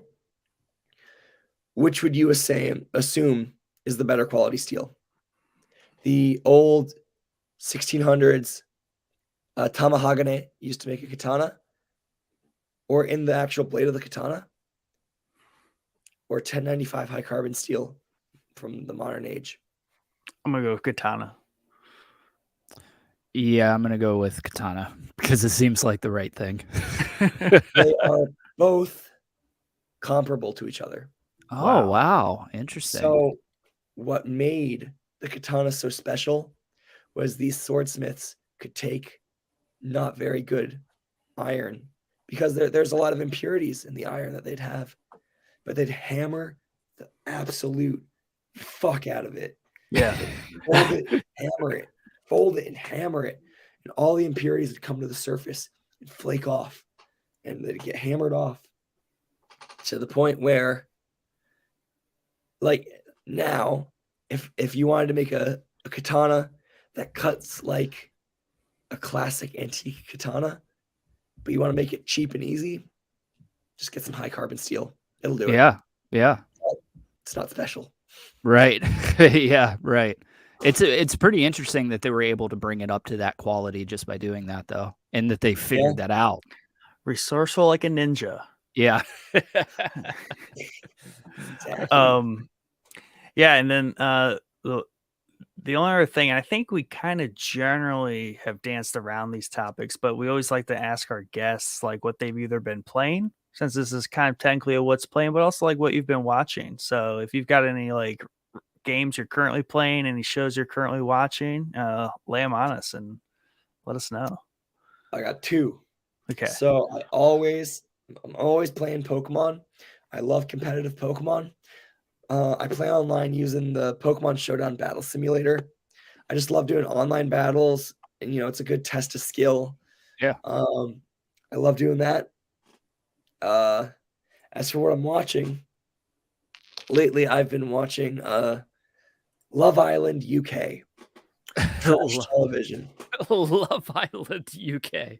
Love Island Trash UK. television. Love it. Absolute garbage. It's basically the perfect place to see a bunch of absolutely rotten people come together and just have a absolute shit show. And you know what? Like, I feel so much better about myself watching it, because I'm like, that'd never be me. So I it's really love fun. it. I love it. Yeah. Hey, I got roped in. There was like it's called Paradise Hotel, I think, back in like the early 2000s that I got roped into. And then I love Jersey Shore. So I can't say that I hate it. Yeah. I can't say that I hate it. So there's something special about watching a bunch of train wreck. absolutely rotten people come together. Right. The It guilty is. pleasure show where it's just like, yeah, mindless and entertaining, and Yep. makes you might feel a little better about, your day. Yeah. I've probably rewatched Smiling Friends for like the 10th time recently. Very good. Love it. Nice. Love it. Appreciate it. Well, yeah, I mean, thank you so much for coming on. Definitely love Thank you. Yes. Definitely Great love episode, bro. having great guests like you come on, and we can talk for like 3 hours at length. Yeah, And we would be more than happy to have you come back on. I would Yeah. love to. This was so much Absolutely. fun. Thank you guys so much. Yeah, man, we loved it. You did as definitely- good as I thought you were going to. That's why I asked. So You met you know Chad's what? expectations. I was shitting my pants before I came on here. I was so worried. I was, no, Yeah, I this knew is you so were much gonna- fun. I tried amazing. to calm you down a little bit. I was like, dude, we're pretty chill, man. We're just gonna hang out and talk, And that's what it Even ended up had being. technical issues too, and Yeah, and we got over yeah. that. It's all Yep. good. The 3 Yeah, man. hours felt like 10 minutes. It was amazing. Yeah, dude. It was great, man. We'd love to have you back and stay in contact for sure. Please, Do you have my number absolutely. now? Absolutely. Of course. I'll text you. I have a link to send you as well. Yes, you do have a link Sports. to send me. And some anime that's similar to Yakuza. So I know you haven't Absolutely. played them. Go watch a review or something. And I have a few ideas. Okay, awesome. Nice. Well, I do thank everyone for tuning in, all the great comments that we had. We all thank you very much. This was definitely a fun episode. I dropped the link to our Discord. That's like a never expiring invite into Facebook and YouTube. So check that out. Pop in there, hang out with us. We kind of just chit chat all day about who knows what in the Discord. That's kind of like our central area for, communication with, people who watch the show, each other. We're just kind of hanging out in there all day. Much more active in there than we are kind of elsewhere on the internet. So we kind of like to invite people to our little community. I think that about wraps it, it was a good time. I definitely learned a lot. I got to absorb a lot of good information in here, and there's just so much depth to the Japanese culture and history and stuff like that. And I've been kind of on a history kick, not obviously in this area, but I think this might be my next target area to dive into some like history bits about it. But yeah, man, it's fascinating history. Really is. Nothing has grasped me as much as Japanese history for whatever reason. We've seen a good show now, a good Game of Thrones like show. It's coming, hopefully at least. Shogun. Bring it to us. Yes, I'll look it up after this. Yeah, FX Shogun on FX, and you'll notice some of the actors in there too. Oh, hell yeah. Name. Yeah. And with that, we are out. Thank you all again, and thank you so much. Thank you for coming on again, Jake. Absolutely. And we'll just roll on out of here at this fine and late hour. This might be the longest show ever.